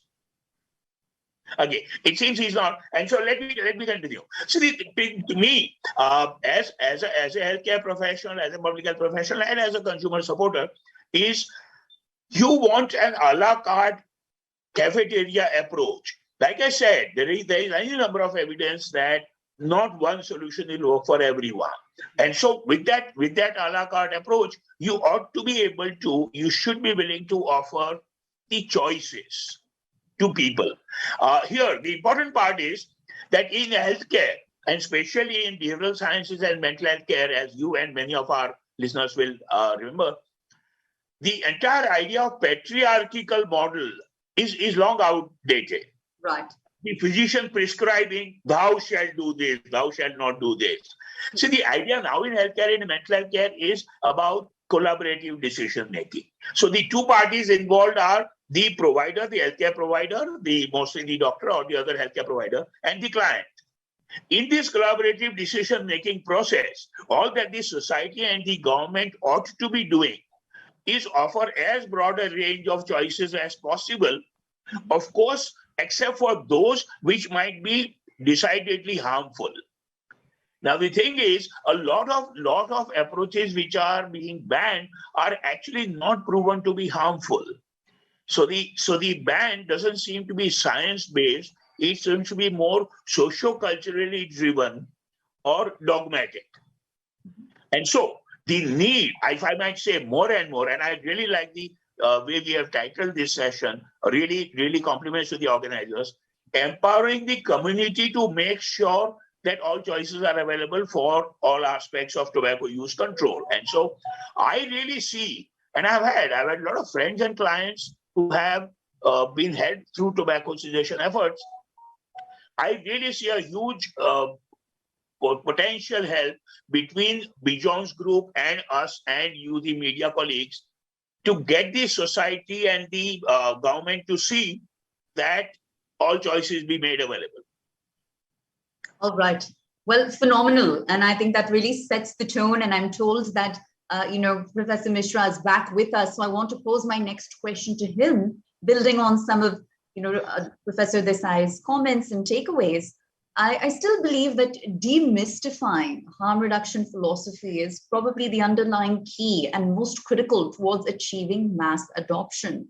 So are the public sector and the private sector working in tandem adequately enough to make that vision a reality? And are they keeping the consumer at the very heart of that discussion?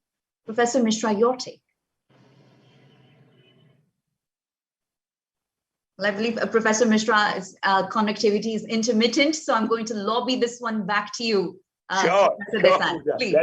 The thing is, for sure, the effort needs to be toward that. And I'm really missing out on Bijon's inputs here, but I'll try as much as Bijon and I know each other. Right. To say it differently, consumer rights movement will make it obligatory to make all choices available. Sure. In itself. All the direction in healthcare service provision by now would make it obligatory to make choices available. And so to me, this question is already a settled one and ideational play. All sciences and all movements seem to lead to the idea that we must make all choices available, from pharmaceutical products to total abstinence, through behavioral methods to e-cigarettes to what have you, or NRTs, all the NRTs. And so for me, it's the only challenge that remains is how do you empower the community to make sure that the policies are correctly driven, which are rights-based and science-based. Bijon, are you with us? Yes, I am listening very carefully. Oh, please go on. I was just chipping in your place, Bijon. Fortunately, we know each other well and our idea. Please go on. Well, Professor Mishra, it's time to give you the floor. We'd love your take, so please chime in, sir. Oh, thank you very much, Pooja. You see, where I got left was, as I said, our constitution of our country is supreme, and our constitution always speaks about freedom and choice. Whenever we make any law, it has to be non-discriminatory. We have to ensure that it doesn't show any biasness. And when we come to harm reduction, you see, I found in 2019, in a hurry, the government went ahead to ban e-cigarettes in our country. Whereas all over the world, it has been found that it reduces the harm of the tobacco addicts who are addicted to smoking tobacco.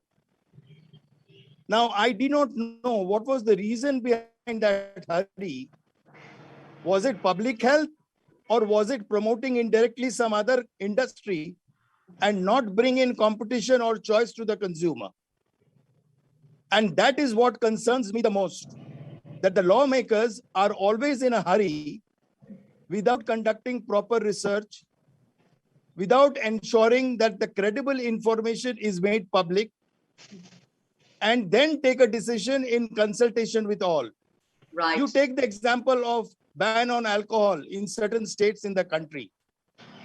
Why can't you use the constitution and ensure that if you're talking about public health and you're talking about Article 21 of the constitution, then ban it country-wise?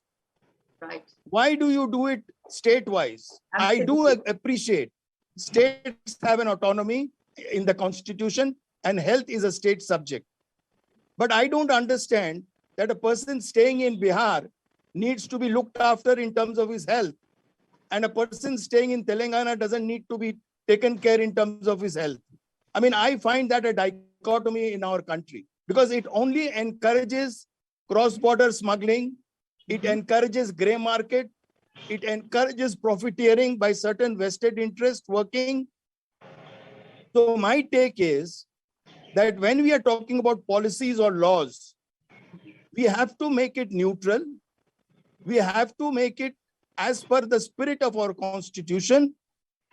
And we have to ensure that we don't infringe on the rights of the consumers. You see, the Consumer Protection Act of 2019, the modern Consumer Protection Act, as we call it, which the Modi government has brought, is an excellent piece of legislation. It has upheld 6 rights of the consumers in the country, and choice is one of it. So one law says that you provide choice, and in the other law you ban that choice, right, or you restrict that choice. I mean, how fair is this kind of a regulation? I don't know, Pooja, but I'm sure doctor will be able to tell us more, because when he's talking about de-addiction and he's helping addicts to come out of addiction, then he has been given a number of choices to do the de-addiction program. Well, Dr. And the Desai, consumers are also left to make an informed choice. They do. Absolutely. And, Dr. Desai, I'd love for you to react to some of Professor Mishra's comments here, because he's right in that blanket bans do simply lead to the creation of an underground economy. And a lot of the lawmaking is very heavy on ideology. Very little of it seems to be rooted in empirical evidence or scientific findings. So in your personal and professional capacities, how can we course correct in this regard? I'm with you and Bijon completely on that. And I'm hoping that through this one platform today, we'll be able to convince a few more people, if not many more people, in the next few years, convince many more. If there is one thing that's been, like I said earlier, to say that one more time differently, in mental health and especially addiction, substance use treatment and prevention, both, what we have learned in science is pragmatism as compared to idealism. Right. And so harm reduction approach is essentially based on pragmatism of science over the last 50 years. The two is that here indeed, there are two consumers, if Bijon will agree, that we need to consider. One is the person with nicotine use. He or she is the user and the consumer. The other consumer who must also have his or her rights is the healthcare provider, like I am. Right. Now, as a healthcare provider, if a product or if a certain strategy that's proven definitely not to be harmful, may be useful for some, maybe not useful for some others, why should I, as a consumer of the market, a healthcare provider, be deprived of offering that to my clients? So to put that fine point, we are talking about two sets of consumers here who really need to come together. And the biggest part is, I'll say categorically, to Bijon's rhetorical question, there is very little science that can support the 2019 ban. But let's not talk only about e-cigarettes. All forms of NRT, from gums to patch to what have you. And so from e-cigarettes to NRT to medicinal treatment to behavioral treatment, we would like an entire range to be offered, be made available. Let that collaborative decision-making process between the healthcare provider and the concerned user of tobacco decide. Let's flag one thing here before we forget. What's also a problem, I think, is that in the larger context of tobacco use and control in this country, we must realize that nearly half of our tobacco use public health issue is not the smoking route, it's the oral route. Right. And so that's one part that we must just flag in policy. So talk about e-cigarettes, talk about all forms of NRT. What must also underscore is that of course can be degrees of regulation. For example, there can be fair debate and policy decided about how would ARTs be implemented. Over the counter, do you want it as a prescription drug, whatever.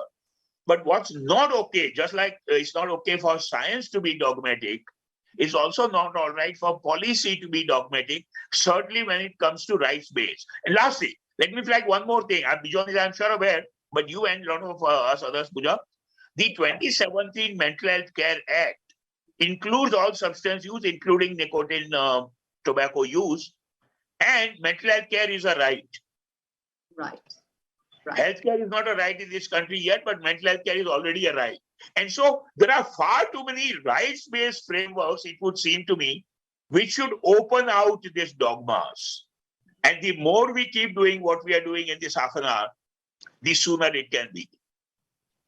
Phenomenal, a lot of incredibly valid points, and I want to build on them and come to Professor Mishra here, because a comment that came up earlier this morning, one of the speakers at this conclave, was that harm reduction needs to be better humanized, right?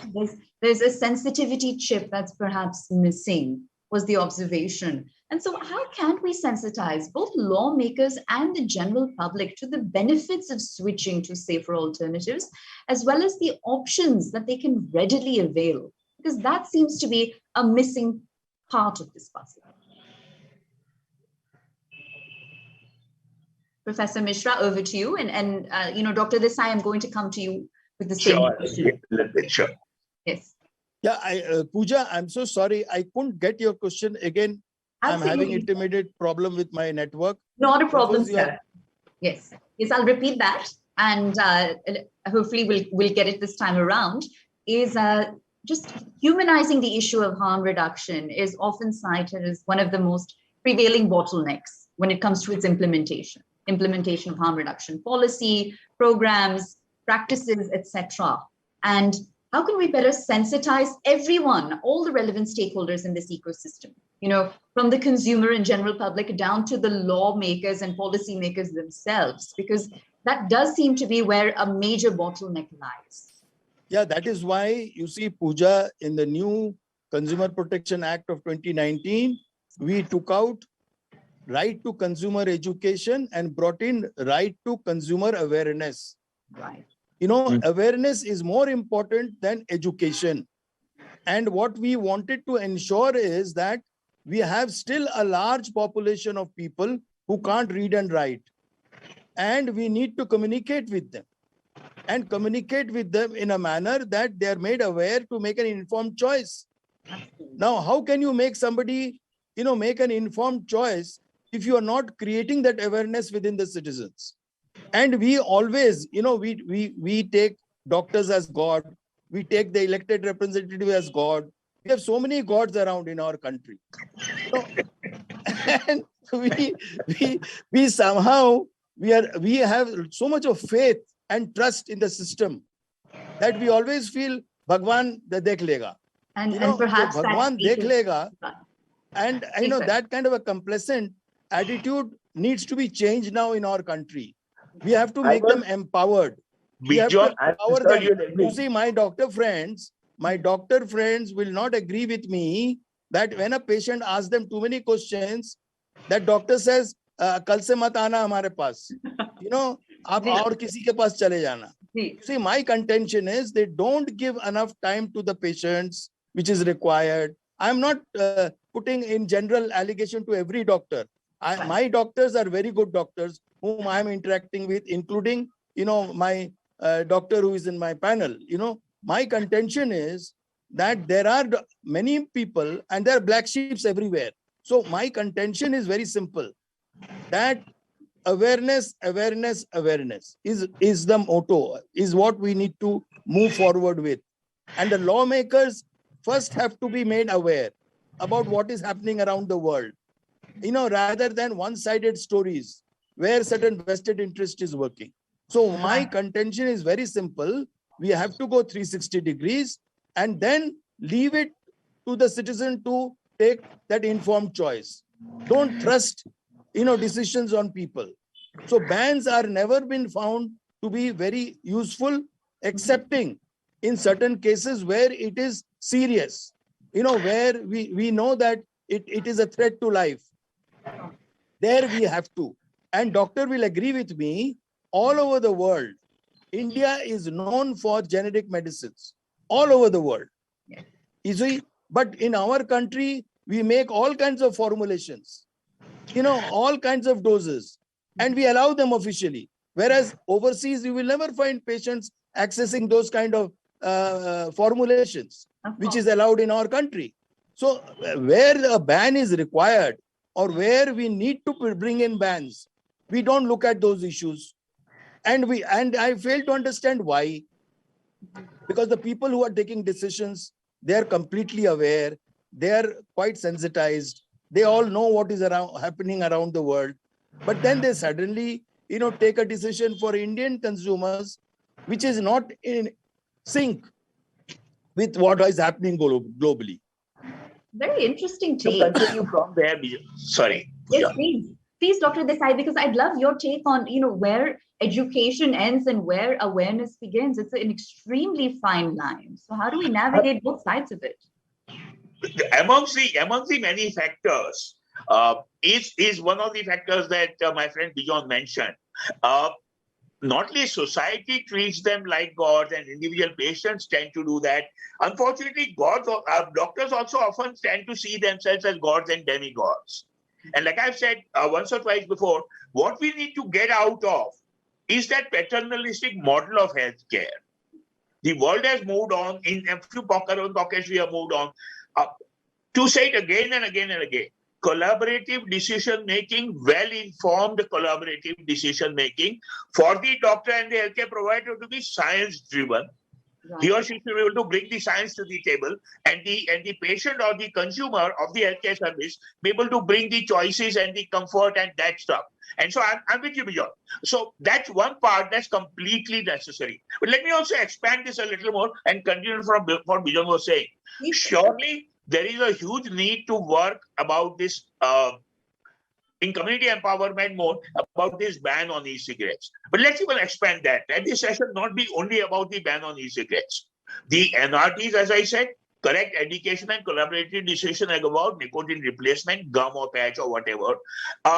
Even beyond that, pragmatic driven, science driven harm reduction approaches, as all of three of us are saying, is unfortunately driven by bigotry and dogma on the other side. Let me give you one example of what Bijon was mentioning a step further. Total prohibition for alcohol obviously doesn't work. The US tried it for 11 years in the 1920s. Gujarat has tried it where I came from. And Bihar and a few other states are trying it. But there's another example of harm reduction in alcohol use that all of our viewers and listeners will relate to. You either look at total prohibition and not a drop of alcohol in the society, or abstinence for everybody who is a heavy user, or one of the harm reduction approaches in alcohol prevention, Pooja, you might be aware of this, I'm sure Bijon is the entire campaign against drunken driving. Right. See, that's a classical alcohol prevention related example for harm reduction. If you can't stop people from drinking on the one hand, on the other hand, you can't stop people from driving to go around. The best you should do is focus campaign on don't drink and drive. Right. So pragmatism, which is science-based, rights-based, fortunately, as we are all saying. Well, Dr. Desai, I think we've discussed the India-specific and the India-centric scenarios. So, Professor Mishra, my question to you, and I'd love your take as well, Dr. Desai, is, which countries or which communities, in your view, have truly set the benchmark when it comes to creating scalable and sustainable frameworks of harm reduction?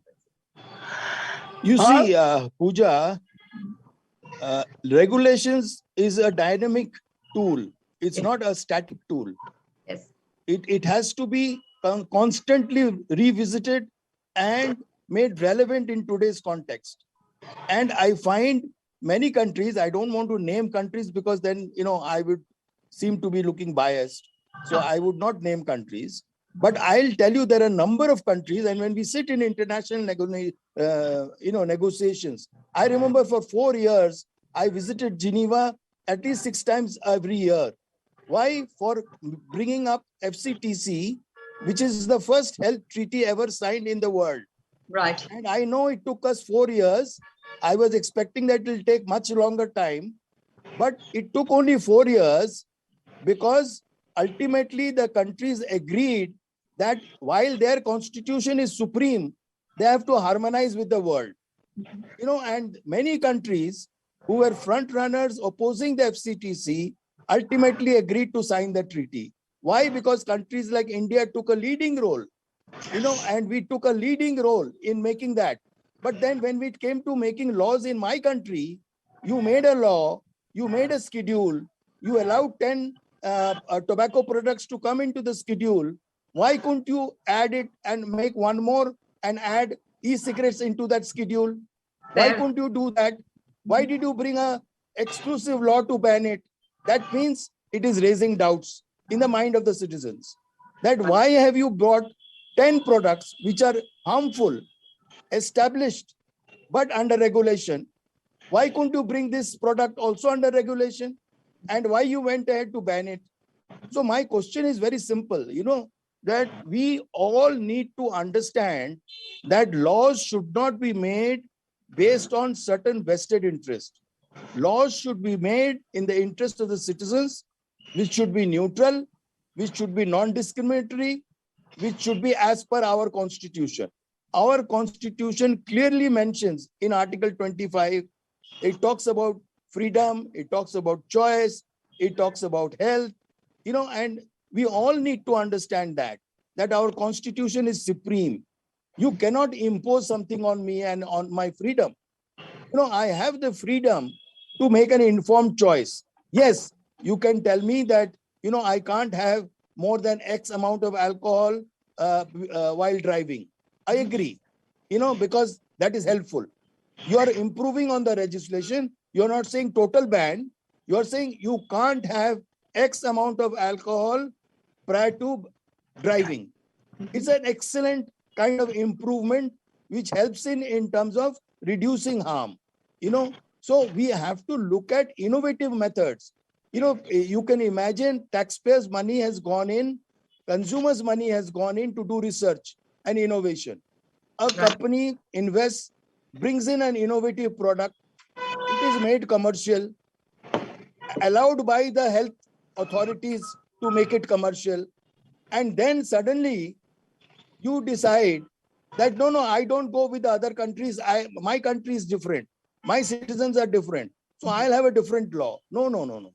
You see, what happens is when we are harmonizing the food safety laws, for example, around the world, I've been party to that. And I have seen how we as Indians have to agree to harmonizing with the world.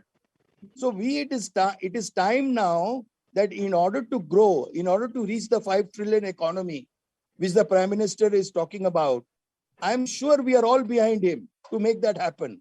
But we have to also make him aware that certain policies and regulations needs to harmonize with the world. Then only people will come and invest here. Then only trade will happen. Then only consumers will have choice.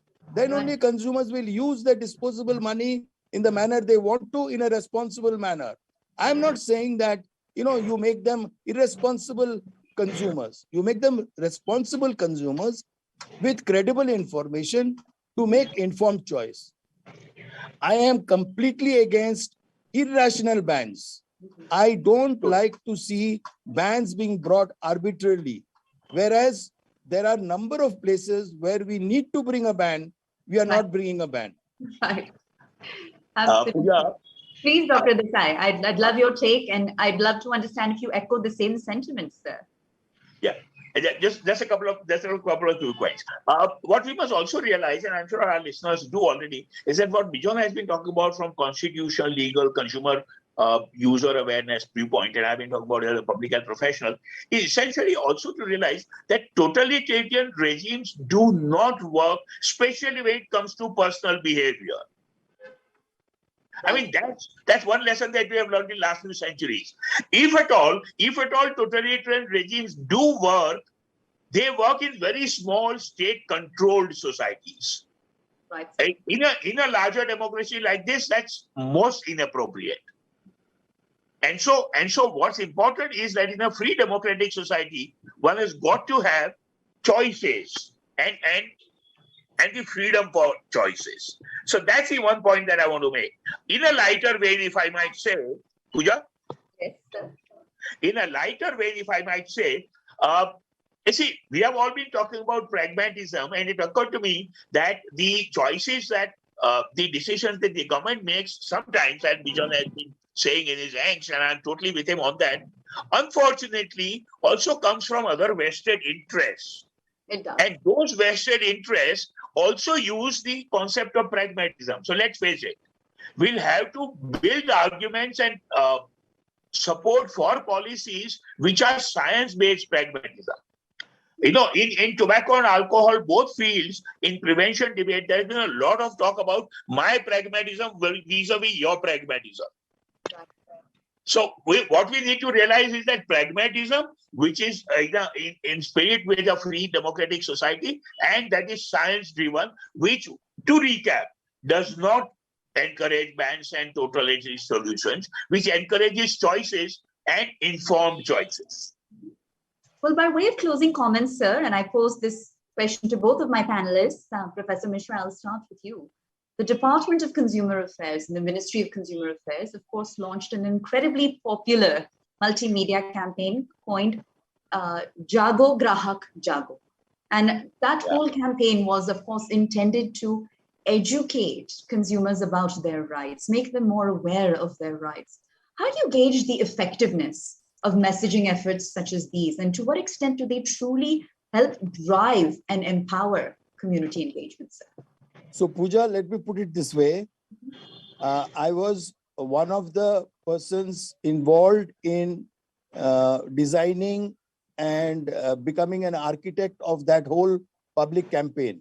Right. Now, when we did that, the whole concept was like a corporate builds a brand, government should also build a brand. And huge amount of money was allotted to do that campaign, which was about 100 crores we had demanded every year. And at that point of time, the think tank within the government challenged us, saying that, you know, they can't spend pittance which we are giving them. How do you expect them to spend this kind of a money which you're talking about? Right. And that is when I said that we have made processes and systems, and the architecture is such that they would be duty bound to spend that money. So the system and the development of the structure is very important. That is number one. Number two, it is one of the most successful public campaign ever happening around the world, let me tell you, managed by the government, because of few reasons. That is that they have given the resources, but unfortunately now I find that there is a kind of a loss in terms of the vision. There is a kind of a oversight being lost, in terms of the whole objective of that campaign. That campaign was meant for every ministry, mind you. It was not only for Department of Consumer Affairs. Mm-hmm. Anybody who wants to convey something to the consumers, this money was meant for that. And many ministries have come and complained to me that they don't get the resources from the Department of Consumer Affairs because they think it's their own property, whereas it is not their own property. Right. It's the property of the citizens. Mm-hmm. So it should be used for even the drug regulator, for the food regulator, for any regulator, for the banking regulator, for the telecom regulator. All these people should use that resource judiciously to build that awareness, which is not happening, unfortunately, which was the objective behind that campaign. And they have stopped consulting people, in terms of how the designing should be done, how the campaign should be taken forward, how improvements can come. Because I remember when we did that, we engaged the best of professionals, private sector professionals to help us to design it. And today I don't find their involvement and engagement in terms of experts. I'm not talking about public-private. I'm talking about professionals who are known in that field, invited to develop and design and participate in the nation building process. So the Atmanirbhar Bharat campaign Yes. Is one of the examples I'm saying that we can go ahead to use Jago Karak Jago to build the Atmanirbhar campaign in the country. Thank you, sir. And very quickly, I'll give you the last word, Dr. Desai, and we've got to wrap very quickly. We're almost time out of time. Consumer empowerment has been happening, although there is a long way to go still. Health empowerment has just begun in this country. So what we are talking about today will happen only when health empowerment happens strongly enough, and that merges with consumer empowerment. Users' rights in healthcare. Excellent. Well, it is always a pleasure to be in conversation with such industry heavyweights. So I thank you for taking the time, and I thank you for adding your unique perspectives. I really enjoyed this banter. And with that, our special session, Empowering Community Engagement here at the Consumer Freedom Conclave 2022 comes to a close. Thank you, everyone, for tuning in. Ivan, back to you. Thank you. Thank you. That was really such an engaging and insightful discussion. Honestly, I could listen to Professor Bijon Kumar Misra and Professor Dr. Nimesh G. Desai for another hour on this subject. Some very hard-hitting points that were raised there. Thank you for sharing them, not holding back. And like it was said before, we might not be able to change everybody's view on this in terms of harm reduction, but at least make an impact when it comes to a few people. Well, thank you, Pooja, once again for doing a fantastic job of moderating this fireside chat. Thanks, We wish you, gentlemen, the very best going forward. Thank you, sir. Thank you. Thank you. Thank you. Well, ladies and gentlemen, with that, we come to the end of the third edition of the Economic Times Consumer Freedom Conclave.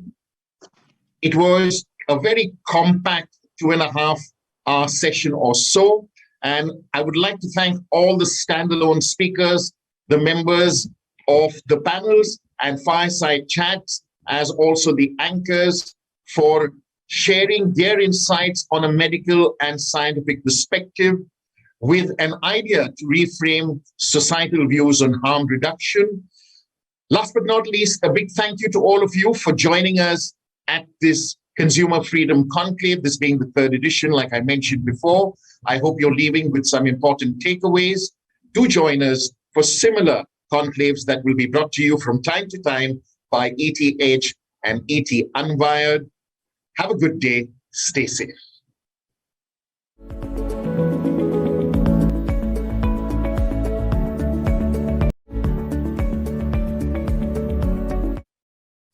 Welcome back.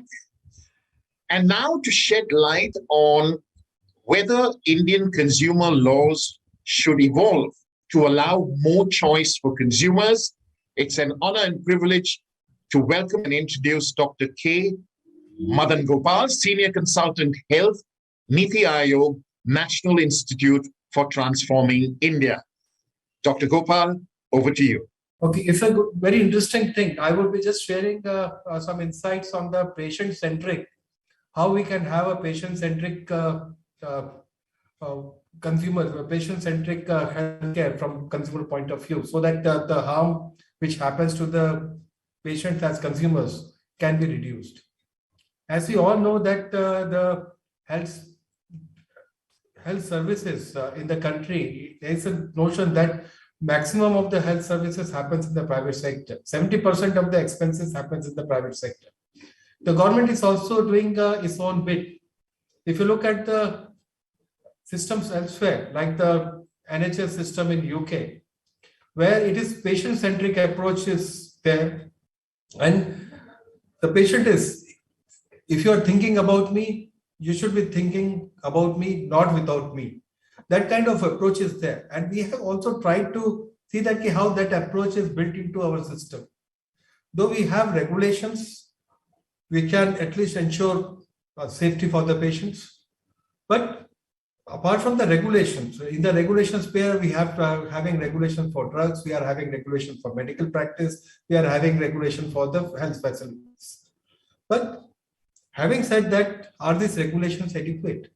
Can this regulation ensure adequate quality of services provided by the institutions or the practitioners, or can I get a good quality medicine? These are the questions which needs to be answered. It's not simple just by enforcing act for the protection of the people, you can have. We do have we need to put efforts for increasing the capacities as well, capacity for enforcement of this regulation. That's one aspect. The other aspect is how far the consumers, that is patients, they are involved in management of the healthcare, so that the patient-centric approach is there and the harm reduction, the harm which can happen to for a particular way of method or SOPs which have been practiced by a particular institution, that can be reduced. This is happening in the South American continent. It is happening rampantly. That means the patients are part and parcel of the decision system, as well as in NHS it is happening. We have also made some efforts in bringing the patients into our decision-making process. In the public sector, you have seen that the communitization of health element was introduced in the National Health Mission, wherein the representative of the people, they are a part and parcel of the management committees of the health institutions, right from the primary health center, community health center, and the district hospitals. At the village level also, village health and sanitation committees are there. This is the involvement of the people, so that they know that what is being offered and how they can contribute to the betterment of the services. These are still ongoing, work is in progress, and the results are quite encouraging, because if the people participate and try to evolve, try to contribute to the decision-making process, the results are quite obvious, and things will happen. I'm just coming to the example of this during this COVID time. We all grappled with the issue that what to do. Many of the patients, many of the people, they have participated in the clinical trials for the medicine as well as the vaccines. Right from the beginning, if we have involved the patients, because in this clinical trial, we have to involve them. That's an example how things can move, how things can happen. Right from the clinical trials phase, the patient knows that what is in store for him. What if something goes wrong, what are the steps which would be taken? Many of the private hospitals, now they are having a citizen-centric approach, but more or less it has been directed by the managers who are managing that institution. It's more or less a provider-specific and provider-dominated healthcare services in the private sector. We have to see that if I'm thinking about a patient, if they are involved right from the beginning, then you can see the results which are available, which many studies have happened. The results have shown that if a patient-centric approach is there, the readmissions for the similar situation is more or less reduced. Apart from that, the outcomes of the disease are also discussed, and the outcomes are also enhanced. That means you have a better outcomes with the patient family, and all the members of his family, they are involved in the treatment and care.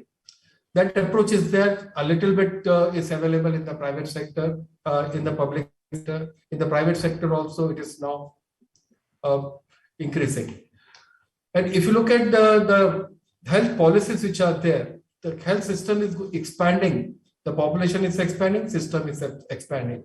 But you have to see that how the regulations which have been enacted earlier, they have been taken into account for the patient safety and other things. We do have many account. We are having Consumer Protection Act, but that has resulted in costly treatment and other things. That's the other viewpoint which people have. But essentially, it was enacted to prevent the malpractice and the negligence from the doctor's side.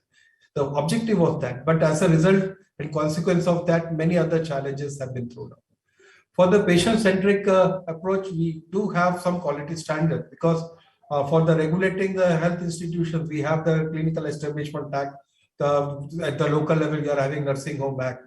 But passage of Act throws some responsibility to the professional organizations also, because if the professional organization come over and they ensure some quality standards for the participating members, then things can happen. You see the example of Germany and other places where the professional organizations, they come forward to help the member organization to ensure a certain set of standards so that the safety and the rights of the patients are being addressed.